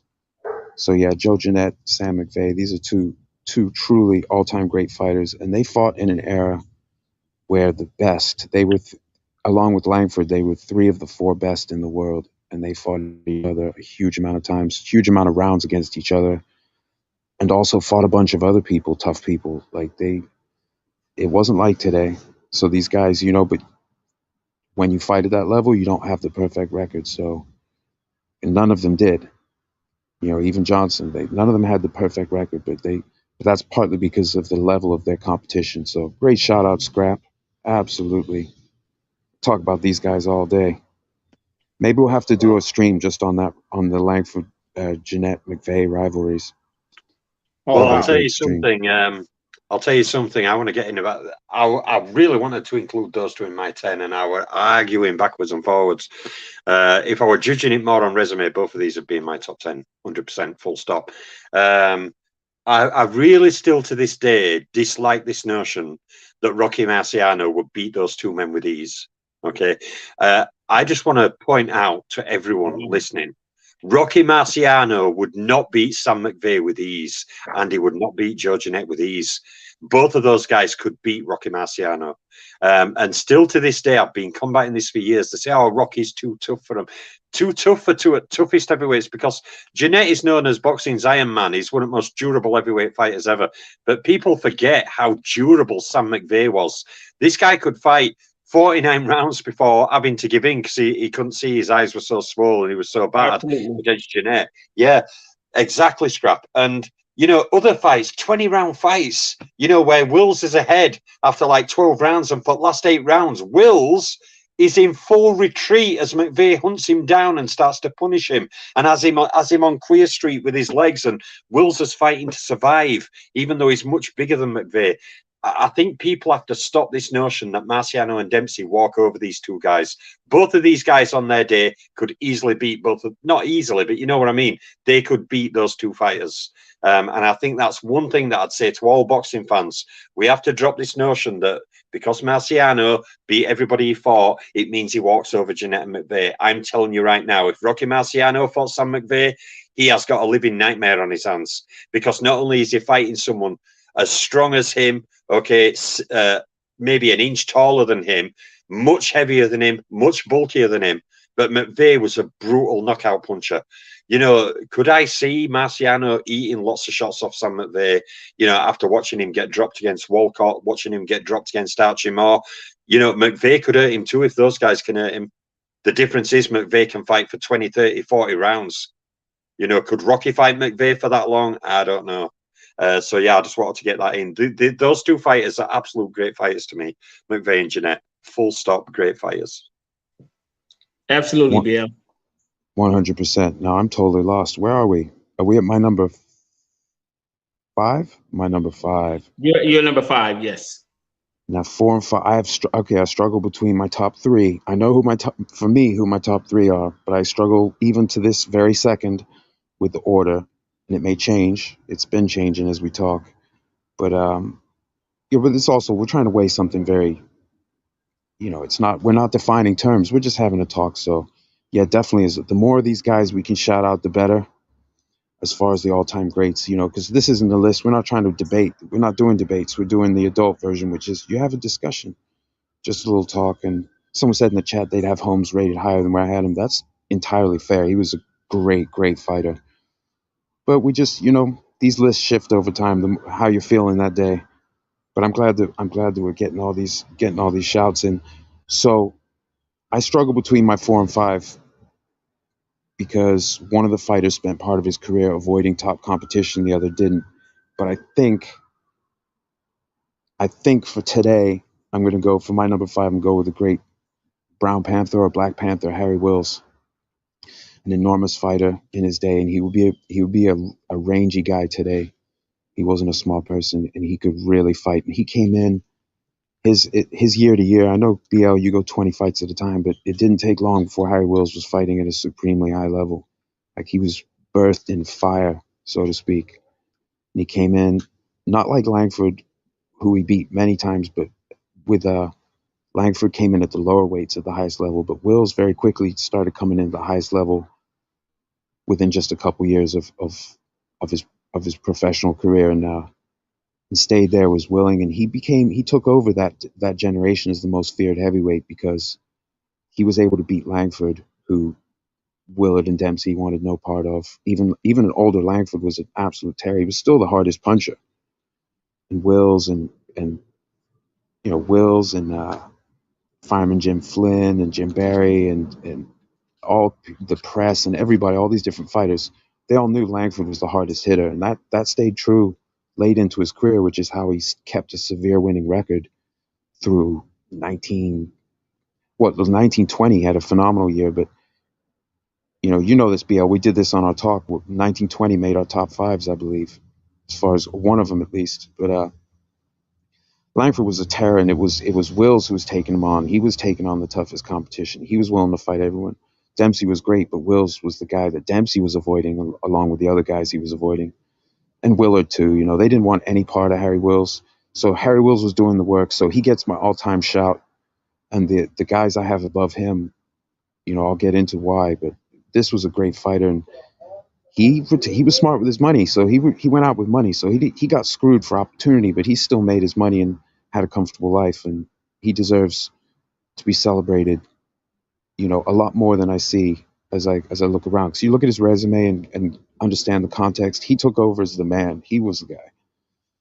But Dempsey brought the fame and the acclaim, which is fine because Dempsey was a great fighter too. But Duck and Wills, that's why Dempsey didn't make the list, because it was one of the worst ducks in history, in heavyweight history. And it was hard for me to have all these great fighters and then celebrate that in some way. But Dempsey was great, but Wills makes my number 5.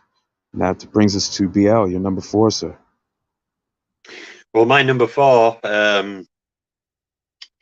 is a fighter from a large family, okay, very large family.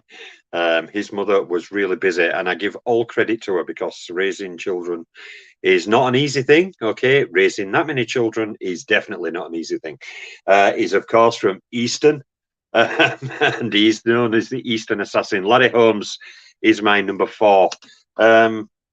Larry Holmes, to me, you know, sparring with Jimmy Ellis, sparring with Muhammad Ali, learning from all these fighters in the 70s, went on, to me, to become one of the greatest heavyweight fighters of all time, not only for some of his accomplishments, but for his fighting prowess as well. He had a great jab, a deceptive jab. He'd mix the jab up, some soft, some hard. He'd twist the knuckles at the end. You know, a technical fighter. He could catch and counter, like when he knocked Cooney down early in their fight. He caught Cooney's shot and hit him with a rapid counter to knock him down. To me, Larry Holmes were an old school pro, and one person once said to me, Larry Holmes doesn't have heart.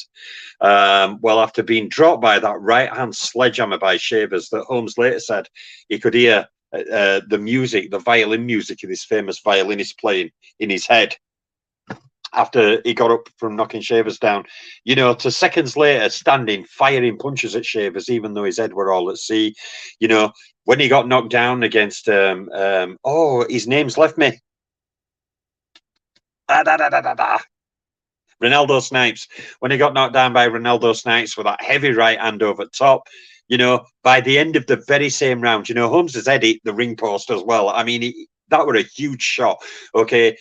But he got up, and by the end of that round, less than half a round later, he was beating Ronaldo Snipes up on the ropes.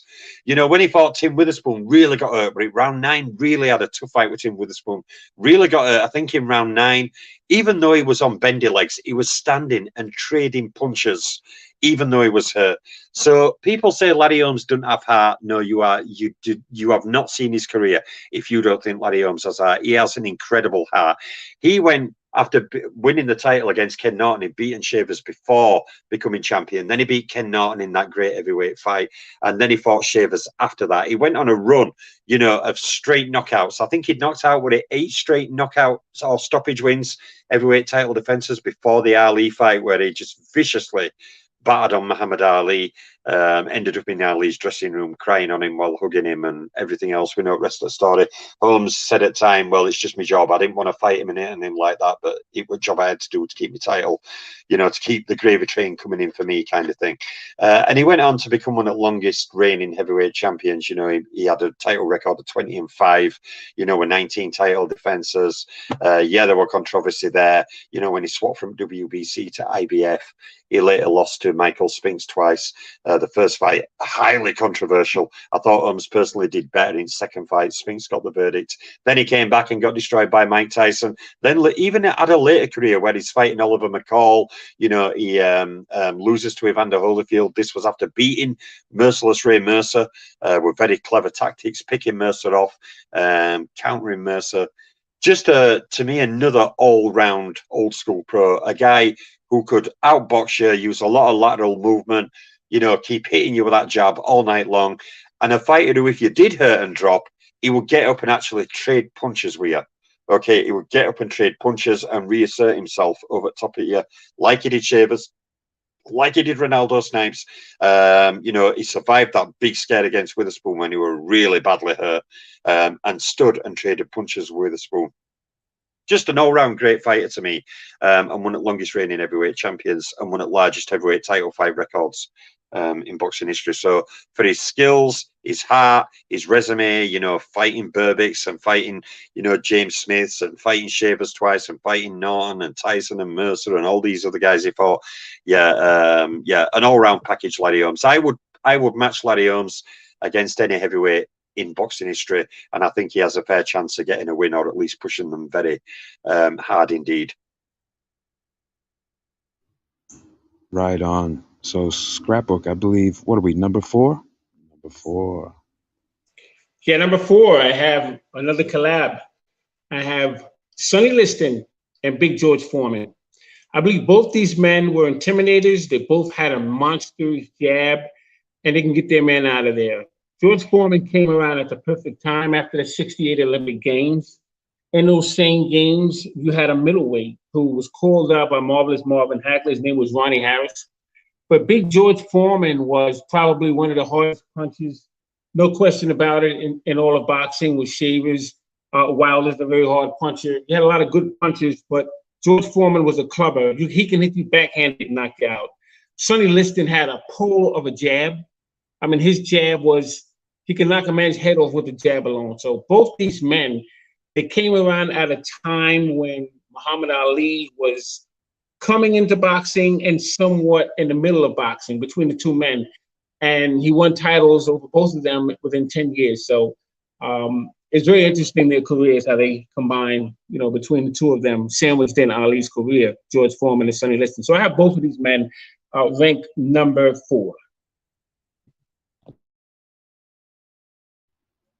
Oh, right on. Yeah, I forgot to load a graphic for Liston. My bad, Sonny. I was just doing it, but that's a great shout out, Scrap. Yeah, terrifying fighters, both of them. So where does that put us? That put us at are we down to my number 4? My number 4, running out of people. Shout out to the great Jack Johnson. Jack Johnson, there's fair criticism of his world title reign, although he wasn't necessarily fighting weak fighters. He just wasn't fighting other guys who were perhaps more of a threat, who are now in their primes. But Jack Johnson had a great career, and he won a championship in 1903. He didn't win a championship, his first championship, in 1908. BL's and Scrap have done great videos on this.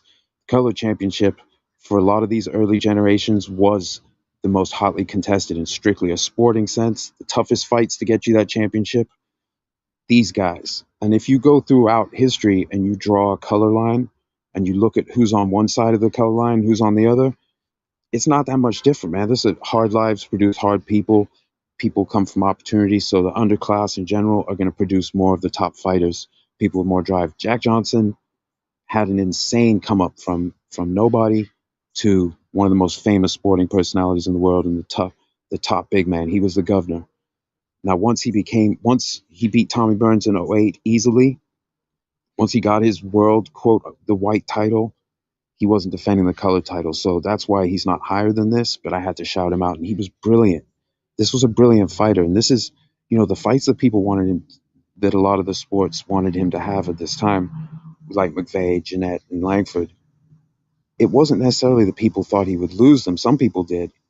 And all these great fighters among themselves had their own opinions about who would win or lose. But it wasn't that people thought he would lose. They wanted him to have the fight because he was a genius at fighting, and he could spoil people's boxing, especially once he learned, he learned more tricks of the trade. He was around a lot of great fighters, and he could spoil someone's boxing like no one in history. And we've seen other style spoilers, but Johnson was a legend in that regard, and so he was considered the guy, even though people wanted him to have these other fights. It wasn't like there was some consensus he wouldn't win them. He was that good. There are 3 guys I got to have above him, but that's not because he wasn't great. This is a pivotal figure in boxing history. And shout out to Tommy Burns, Noah Brusso, the Canadian of Italian descent, who gave him his shot. Yeah, he got a giant payday, but he still gave him his shot. There was a lot of social pressure for the white champions to not fight their great black contemporaries. So shout out to Tommy Burns, who was also a very busy champion. So Tommy Burns should be celebrated. He didn't make my list, but he should be celebrated because once he got that title, he fought a bunch of fights. And he did fight the best of his day, Johnson. He fulfilled the thing that Jeffries wasn't going to do, these other guys weren't going to do. Because like I said, Jack Johnson, and this is in the newspapers in my research, they talk about the colored heavyweight title separate from the quote world title, which is the white title. Until Johnson, those are two titles in the newspaper. End of the year reviews, they talk about who holds the world. When they list the champions, there are two heavyweight champions in the newspapers. I don't know if people realize that. So they'll say, oh, Jim Jeffries, and then they'll be like Denver Ed Martin. And then talk about the color championship and these fights for the championship, So even amongst the white dominated newspapers, the major papers that were biased, it's still a fact that these guys were fighting for a championship. Johnson was a champion from 03 to 15 when he finally lost to Jess Willard. That's incredible. That's why he makes my my top 4. What a phenomenal fighter he was.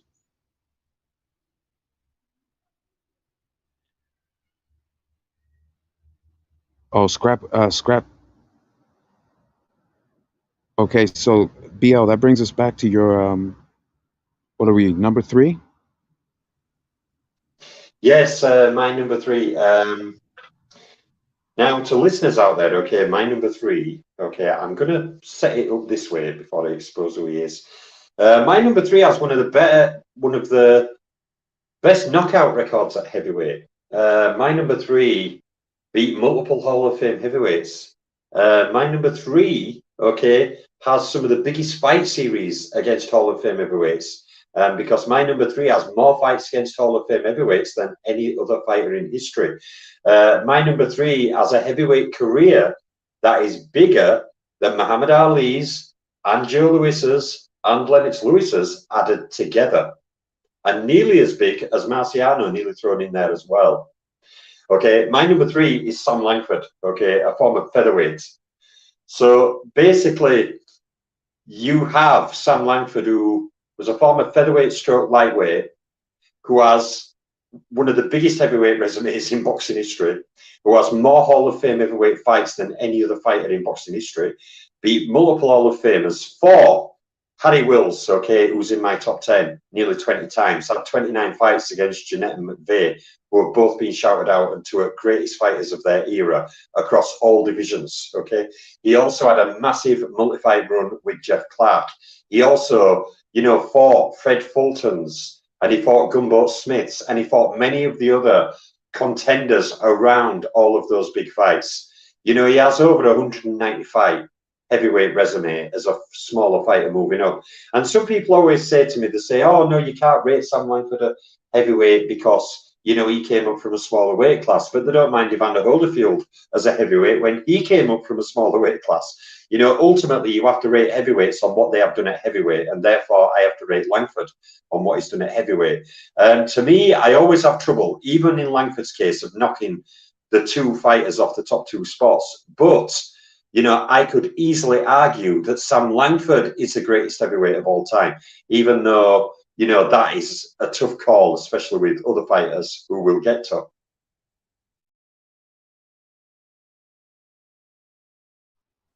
Oh, apologies. Yeah. Just had something stick in my throat. So, yeah, Sam Langford is my number 3. I totally disagree with Aplo saying Langford was better at lower weights. No, Langford was best at heavyweight. That's where he fought 2/3 of his career. Okay, that's where he fought more of his Hall of Fame fights. He fought more of his fights against champions. He fought hundreds of rounds against Hall of Famers at heavyweight. He didn't do that at the lower weights. He had signature fights down there, the great win over Gans, the fight with Walcott, the series with young Peter Jackson. He had all these other fights down there, but it was at heavyweight where Langford did his bigger work. Okay, he has multiple knockouts over heavyweight Hall of Famers. Langford's my number 3. Oh, right on. Hey, Scrap, you're doing that doubled up thing again. You'll have to leave and come back in, I think. Oh, okay, I see one of you, but okay, he's doing it. Yeah, good shout on Langford. I struggled with my top 3. This was a tough one. Scrap had to step out for a sec. He's back, but I think he has to jump back in. So I'll do my number 3. Oh, can I just, Brandon, before you do your number 3, can I just answer a point by Haplo in chat? You were pointing out that... do so, and also shout out your website while you're at it. Yeah, he pointed out that Wills beat Langford more than Langford beat Wills. Well, Rating a fighter at heavyweight, I just don't go on one fight series. I go on the entire heavyweight career. And it is known because now people say, oh, well, Floyd don't get credit for beating Pacquiao because Pacquiao was old at that point. Marciano don't get credit because he beat fighters that were old. But yet they're quick to give Wills credit for beating Langford when he was old and past his prime. At the end of the day, in their first 5 fights, Langford won 2, Wills won 2, and 1 was drawn. Now, after 1916 going into 1917, when Wills were coming into his unbeaten run in his prime, and Langford was clearly leaving his prime, he was way overweight. He'd sometimes touched even 200 pounds. When normally at heavyweight, his prime weight, it'd be between 165, 175. He was getting more podgy. He was slowing down a little bit. Yeah, you can criticise Langford for losing more fights to Harry Wills, but then you can't criticise him for winning the fight series with Jeanette, winning the fight series with Sam McVeigh, winning the fight series with Jeff Clark, and all the other work he did at heavyweight. The fight series with Harry Wills is one small factor. That is less than 20 fights from nearly 200 fights at heavyweight. So while I can see the point that, Wills beat Langford more so, I have to look at the other near 180 heavyweight fights as well. I can't rate Langford lower just based on the Harry Wills fight series. I have to look at his heavyweight work as a whole. Sorry, I just wanted to point that out. Yeah, good call. Yeah, and I struggle with this too because Wills took over as the man, but Langford had started fighting at heavyweight in 1905 when he had his first fight with the great Joe Jeanette. So, but talking about what happened a decade or more later is important, but Langford spent so much time at the top. But it's not surprising that when he was getting a little bit past it, he was less mobile, that a giant like Wills, who had come up in a tough schedule himself, the heavyweight version of what Langford had done, just not quite as busy, but he quickly got to the top and cut his teeth amongst the best. So yeah, Wills could beat him, but Langford was beating a tremendous amount of other people at that time. He could beat everyone else. So maybe he wasn't the number 1 heavyweight, but he was certainly still one of the best in the world in a pretty amid a tough schedule. So Langford was kind of a phenom like that, and longevity counts. And when Foreman came back and won a title, no, he didn't come back in as rich an era, but he came back and won a piece of the championship as an older guy. I mean, that was epic. But Langford, if you count the color titles, which I do, Langford's overall success as a pugilist is just astounding. It's a career that's very hard to sum up because he spanned, he debuted in 2002 and then he carried just barely into the ratings era. He wasn't rated, but he was past it when they kicked off. That year was his full final decline, but the last few years. But Langford is something special. I also have him number 3. I think I'm still struggling in my head, but I think with Langford, his success against heavyweights in general, and his great battles, and giving up size, we talk about greatness and adversity. Well, Langford was smaller than his great contemporaries, and he was much smaller than some of his other high-level contemporaries, and he just generally fought above his weight. I rate him as one of the greatest middleweights, one of the greatest light heavies, and one of the greatest heavyweights of all time. I can't put him number 2 or 1 because there are excellent arguments for other guys, and I'm not trying to be biased. But looking at the size of his resume and the toughness of his schedule blows away number 2 and number 1. But they were great, and they were incredibly great in their own ways. So, in the end, I just put Langford number 3. This was an important fighter, and at the time, in pugilistic circles at the time, it wasn't like someone who never got to be famous or fight at the highest level. It's just that one fight, the Johnson fight, was the one they wanted, but maybe as the dream fight. But Langford was having all these powerful fights around the world and did his great series with Sam McVeigh they fought in Paris, but then they did a great series in Australia. And he actually had a slower schedule for 1912 because of it, but a lot of it was Sam McVeigh fighting these long fights against a fellow great who was bigger than him, much bigger than him. And just Langford, there's something special. I mean, I've done a lot of material on Langford, or what feels like a decent amount now, but I've got some more coming on Langford. I've got part 2 of his Rapid Rise series, which I'm just going to talk about 1904. I did 02 to 03, but I'm going to do about an hour on 1904. That's in the works. But yeah, Sam Langford makes my number 3. Now, Scrap DM that he had to run. I don't know if he's able to come back. Just quickly, I Yes. want to answer another point by Haplo. I think Haplo's spoiling for a fight on Langford, and I'm up for it. Langford was clearly superlative HBT, but you cannot argue that he lost to Johnson and never got a shot. Yeah, Johnson beat a middleweight version of Sam Langford with a 30-pound weight advantage, and the reason, Haplo, that he never got a shot is because of Jack Johnson, because Jack Johnson didn't want to fight him again.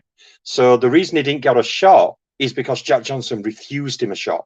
So, you know, if you want to punish Langford because he never got a shot because Johnson stubbornly refused under any circumstances to let Langford fight for the title, well, that's your thing. But at the end of the day, who did Langford fight? Who Johnson didn't fight? He fought Harry Wills nearly 20 times. Johnson didn't want to go anywhere near Harry Wills. Okay, Langford had more wins against McVeigh than Jack Johnson did. Langford had more wins against Joe Jeanette than Jack Johnson did. Langford had more wins against Jeff Clark than Jack Johnson did. Langford stopped Philadelphia Jack O'Brien, who Jack Johnson drew with. Okay, Langford beat fighters like Tony Ross, who Jack Johnson beat. You know, Langford beat battling Jim Johnson many times, who Johnson beat once. So, yes, you can pull little factoids about Johnson out, but I can destroy them coming back with Sam Langford. Anyway, No, sorry, random. no, it's Scrapbook left quite. because he said he'd left, but then he said he were back or something in private chat. Yeah, but he left again. I'm not sure, but hopefully, if he's able to come back, obviously he gets as much airtime as this man wants. You know, but in case he hasn't, Scrapbook Boxing, Museum of the Forgotten Fisticuffs, my favorite boxing channel on YouTube, or tied with BL's channel, Hardline Boxing Talk. Check that stuff out, people. There's so much stuff there.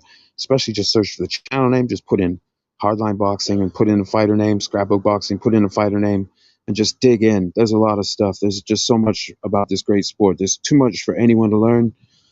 And so these lists are all debatable, you know. And if someone wants to put Johnson higher than Langford, that's cool with me. He was a great fighter. He was a very pivotal figure stylistically as well. Personally, I have Langford higher, one slot above, but you know, Johnson did a lot of his work. When by the time he won the world championship in 08, he'd already been a champion with a tough competition since 03. So seen in the scope of his whole championship career, he was leaving his physical prime, at least, not his fight prime, but his physical prime when he won that world championship. He was at that age when in those days, a lot of times that's when you start to get a little bit past it. He was an exceptional stylist, so he compensated with his style for the filling out and maybe losing a touch of his speed. But yeah, these are all great fighters. As long as we celebrate them all, that's what I see as most important. And I think Scrap actually might have DM'd his list so we can do his shouts. So yes, I'm just looking at that now, buddy. Because we're on Holmes and Frazier. It's his number 3, right? I think he had Holmes. All right, I don't know. It's just the Oh, he did number 2, Holmes and Frazier. Oh, Holmes and Frazier number 2. Yeah. Do you want? So you did Holmes. You did him a lot of justice. I think Scrap and you did added Frazier, on to. didn't you, as well? I touched on Frazier, yeah, but yeah, Smoking Joe was a beast. These are all greats, and they're great fighters that didn't make any of our lists, even though I had a bunch of ties. You know, shout out to Peter Jackson too, the Black Prince. He got screwed of some opportunity, but he was a great fighter. Look how I'm styling on the right there. I made the graphic, so I just wanted to throw it up. But some of these earlier guys that might not make the top of the list, they were immeasurably great in their day, in their own way. Just some eras are tougher than others. Some schedules are tougher than others. Like I can't punish like Marciano fought some all-time great fighters. But he left. He started to get back issues. He left the sport on top. Well, if he'd stayed around and not fought anyone, then you could criticize it. But like, who was he fighting toward the end of his championship reign? He was fighting some seriously tough people. And compared to today, Marciano went through a lot to get a world title shot. He had a serious record with a lot of finishes. He fought a guy on a long streak to get that. If I'm not mistaken, he fought a guy on a light heavyweight moving up who's on like a near 50 fight streak to get his title shot, who had just beaten a heavyweight. It was a kid. It's one of the kids. Is it Kid Matthews? What's the guy's name? Who Rocky beat to get his shot. Oh, Harry Kid Matthews, yeah, stopped him in second round with that triple left hook. Yeah, he was wasn't Matthews on almost 50 fights? Near a half-century run. He was on nearly a 50-fight unbeaten run. He beat Black Murderer's Row fighter Lloyd Marshall in that run as well. Harry Kid Matthews was a very good fighter. He gets talked down because he lost to Marciano in 2 rounds, but Harry Kid Matthews was a very talented fighter, very good fighter. Yeah, so like compared to Langford never getting like the white title shot, basically, even when Johnson held it, ironically. But Langford did so much, but Rocky, what he went through to get a title shot compared to today, with all these belts and all these soft title defenses that sometimes happen in slow schedules. No, Rocky went through it, so he deserves all time. He deserves a lot of respect. I was really glad to see him get his shout, but there are guys who maybe radiate a different kind of greatness, but it's all good. There are all so many great fighters. Same with like Dempsey. Like I criticize him ducking wills, but if you look at the great fighters he did fight, he fought a tough schedule. You compare it to the heavyweights today, yeah, he fought some beasts in there. So it's it depends who's in your era. You don't have to fight absolutely everyone to have a great resume or a great body of achievement. And sometimes you dominate, like Rocky or Holmes, where the era isn't seen as competitive, as many great fighters swimming around at the same time. So they can't help that. You just beat who's in front of you, beat who's there, and all these fighters are so great. So what does that put us to? You're number 2. BL, hit it. Yeah, my number 2. My number 2 is the Brown Bomber Joe Louis. To me, for his time, I've mentioned many times, people mention this bum at month club, a silly phrase that were coined by a silly writer. In my opinion, if people think top contenders like Arturo Godoy and people like Billy Corn, Jersey Joe Walcott, all these other fighters were bum of the month club, I mean, good on you. If people think John Henry Lewis and Tommy Farr and all these guys were bum of the month club, good on you. Bob Pastors, these were not a bum of the month club. These were the top heavyweight contenders. The problem with Joe Louis was he was just so far ahead of his time in terms of his skill, his precision, his power, his timing. He was just a much better elite fighter than they were capable of standing up to. The reason he was so dominant and blew through fighters like he did was not because they were a bum at month club. Basically, it was because he was just so much better than them. It's like I've said before, Ali in the 60s were dominating all those opponents, from Foley to Mildenberger to Dunn to Terrell. He dominated all those opponents. So are they a bum of the month club? No, it's just because Ali was so much quicker than them. He just had a set of tools they couldn't deal with. And it was the same in Joe Louis's time. He in his time was the longest reigning heavyweight champion of all time. He had that huge lineal title reign, the longest one in boxing history. He had the record established 25 title defenses. He had the record 26 heavyweight title fight wins for established belts, established knockouts. He had most heavyweight title fight knockouts in heavyweight history. He has most consecutive first round knockouts in heavyweight history at 3.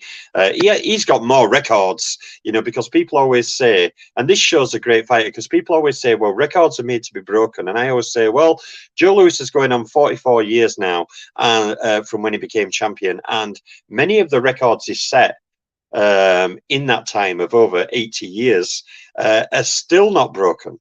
Okay, still not broken. He still holds a whole myriad of heavyweight title fight records that, with all the great fighters who've come after him, they have never beaten those heavyweight title fight records. And that shows how dominant he was in his time, how technically proficient he was to be able to destroy many of these fighters who were very good fighters, but they just could not live in that ring with Joe Louis. Even Max Baer, who were a massive puncher. Max Baer wasn't a great fighter technically, but in terms of raw punching power, Max Baer, probably a top 15 heavyweight puncher of all time. Max Baer had brutal power, but those precision, fast combination punches from Joe Louis, Max Baer just couldn't live with him. Joe Louis, prior to winning the title, he was fast, he was speedy, he was aggressive, he threw multi-punch combinations. Like we showed on the 5 Greatest Fights, the destruction of Schmeling in the rematch, the only fighter who beat him. That is how you handle a professional defeat. You come back and defeat your opponent in one round with multiple knockdowns, while damaging backs and breaking ribs and damaging orbital bones and everything else, were multiple knockdowns in 2 minutes. Joe Louis was a great fighter. He set historical records that still stand to this day and are likely going to stand for another 100 years, many of them. It's going to take one hell of a fighter to break Joe Louis's records. And I always argue between Joe Louis and my number 1, but my number 1 is number 1 for a set number of reasons that even Joe Louis really doesn't match. So Joe Louis is my number 2. Yeah, right on. I also have Joe Louis, number 2. This was a great fighter. His great coach, Jack Blackburn, gave him the old school tools, but Louis was an upgrade stylistically by the brilliant Jack, you know, forged him from this raw talent, this tough guy, huge, big frame, and just turned him into this amazing beast. And Louis, gets the full, obviously the bulk of credit for actually doing the work, and he dominated, and he avenged his only sort of like loss in the main part of his career viciously with the highest stakes possible. So I'm not going to try and say too much about Louis, but this is, even with Langford, Louis was like more dominant. Louis was the guy, and he fought a tremendous amount of top 10 and top 3 rated fighters. He was making people look like bums. That was said of Ali too, but he fought, and now people recognize that as the richest era. So hit number 1. Hit your number 1, brother. Our number 1. Just go ahead and do it. Yeah, I will indeed do that, buddy. But I'll just point out one other thing. One fighter who Jack Blackburn said would be a nightmare for Joe Louis. Guess who? Sam Langford. But anyway, that's another conversation, and Blackburn knows because he fought Langford a whole number of times. But anyway, that's another conversation. My number 1 is Muhammad Ali. I couldn't put anyone else number 1. Okay, to me, this fighter, he just grew beyond even a boxer. He was the Olympian, the Rome Olympics. He didn't want to fly. They convinced him to get on a plane. He won the Olympic gold. He turned professional. He came back. He started against Tony Huntsacker, rapidly rose up the ratings, having tough fights with Doug Jones. He fought Eddie Machene. He beat a whole number of top 10 rated fighters in his first 20 professional fights, was trying to beat Patterson's record to become youngest heavyweight champion of the world. But like he said, the only reason I won't be is because that big ugly bear keep ducking me. In fact, Liston, he didn't get the Liston fight until after he couldn't beat Patterson's record, because Muhammad Ali had this crazy idea that he wanted to beat Floyd Patterson's record as youngest heavyweight champion ever. But Sonny Liston ducked and dodged him, like he said, to a point where he'd passed that. So he did beat Liston, and he was a massive underdog. And the fight he put up against Liston, he dazzled Liston. Liston said that before the fight, in the build-up, he always saw him as gaseous Cassius and loudmouth, and he were braggadocious, and he were going to shut him up. But Liston said the first realization that he had a task on his hands was when all that was over and they went to the middle of the ring. And if you watch that stare down, Ali's being serious, staring right at Liston. Liston said it was first time he'd been that close to him, even in build-up where they were in the same room, etc. It was that first time, Liston said, he was that close to Muhammad Ali, and he said he actually had to look up. It was first time he realized that actually he's not a little kid, he's actually a big guy. But Ali shocked the boxing world, defeating Liston, one of the greatest upsets in heavyweight history. He then beat Liston in rematch, with the phantom punch and the controversy around that fight.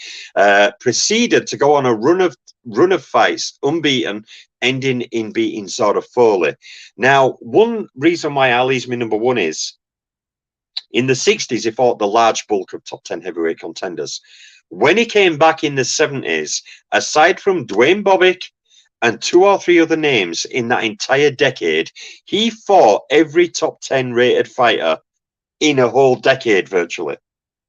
And you can go to Lennox Lewis, you can go to Mike Tyson, you can go to all these other fighters, and they have no fighter I have found has matched what Ali did, aside from not fighting 3 or 4 fringe heavyweight contenders. He fought every dangerous heavyweight contender rated over an entire decade, whether it be the Bonavinas, the Quarries, the trilogy with Frazier, the trilogy with Norton, fighting Jimmy Young, beating George Foreman in a massive upset.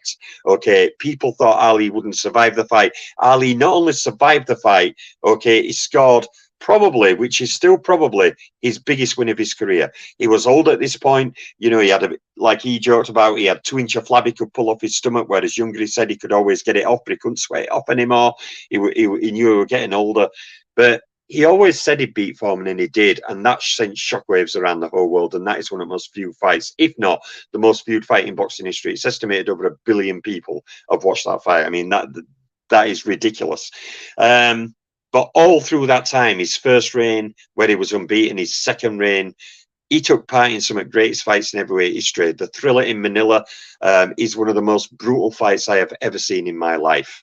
Okay, Ali in first few rounds is firing kitchen sink at Frazier. He starts lowering work rate. Frazier starts banging his body. You can hear the horrible thuds of those punches hitting Ali's ribs and kidneys. I mean, that fight is brutality at its worst. You watch that fight and put sound up. It's actually quite sickening at times as you're listening to those body shots going on Muhammad Ali. A real war. The fact that he fought many fighters who I rate as some of the top 15 hardest punchers of all time, whether it be Liston, whether it be Foreman, whether it be Lyle, whether it be Shavers. He fought many hardest punching heavyweights of all time. And he beat them all. Okay, he beat all of those big punching heavyweights who cast fear and doubt on many. The 25 heavyweight title fight record, 22 wins, 19 defenses, the first 3-time heavyweight champion at world. The fact that he superseded the sport in every way possible. Even actors and movie stars and everybody, pop singers, all wanted to be around him, fighting for civil rights in the 60s, traveling around the colleges, giving talks on equal rights, and changing laws so that they were fairer for everyone. He just transcended the sport. But what he did in a ring is what's important. And in the ring, people say to me now that, Wladimir has a good a resume as Muhammad Ali. It's pure ridiculousness at his worst. Okay, Wladimir never has a resume like Muhammad Ali.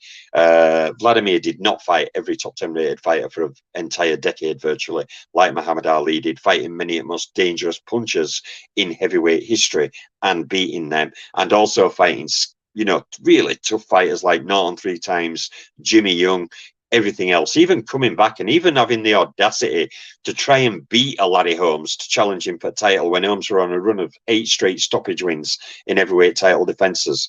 Ali, I believe, were his 9th inside distance win in a straight run of stoppage wins. So, to me, Ali is the surefire number one.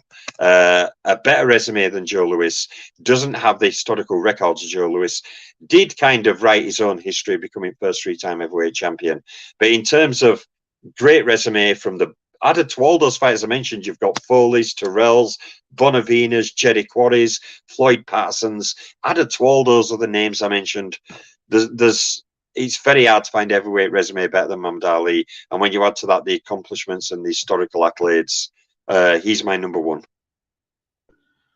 Yeah, and he's my number one. He's a lot of people's number one. I do debate with myself, because I try to think about how the criteria affects between him, Lewis, and Langford, because Langford had the toughest schedule, but Ali fought in a broader, rich era, and what a lot of people consider the richest era. Langford's era was rich, but as far as how many really, really elite heavyweights were around, well, it was deeper and broader in Ali's era, and he did his best to fight everybody. But like you said, there's very few people he didn't fight, and as far as the top guys across, 2 decades, and he made a great sale for himself too, with the whole, he had the magnificent sort of presentation and just charisma and ability to, he was coming out with poems. I mean, he really put everything together. But if you strip everything else away about this great man, on all his great work and the positions he took, what you're left with is the greatest heavyweight of all time. And I don't think we need to add anything to that. I actually have to go. I've got to go to work. BL, this has been phenomenal. I would like to add one quick thing. Scrapbook Boxing's number one also was a tie for Ali and Joe Louis. So we've kind of covered Ali and Joe Louis, but I do want to say a big shout out to Scrapbook. Sorry you had to leave us early, my friend. This live stream has been quite long, actually. I don't know if it's because of the ties on positions or whatever, but yeah, always enjoy and appreciate your participation, and can't wait to join you again. And Random, another great live stream. You could do with chucking all these on a playlist, mate, when we've done them all, and we all talks we're doing it. It'd be one of the best playlists you can find on YouTube for good boxing talk. So yeah, it's been a joy as always. Yeah, fantastic. Dream come true for me. Love this. I've been waiting to do this division, but I still was arguing myself, coming right down to the wire. Yeah, thanks very much to Scrapbook. Thanks to everyone for joining us. Sorry I didn't shout everyone in the chat, but we're trying to keep it short, but it's still over 2 hours long. 218. We've been going about 235, I think, on the last several in a row. So we're ahead of schedule. But I do have to go. Thanks, everyone. This has been great. Shout out to Scrapbook Boxing. Shout out to UBL. Check out Yeah, Boxing shout out to Librarian. all the people in the live chat, all regulars of my channel, regulars of Random's channel, and other people in there. Yeah, big shout out to you all. Hope you're all well, and look forward to catching you on either channel in the future. Fantastic. Okay. Have a great day, everybody. Thanks for listening.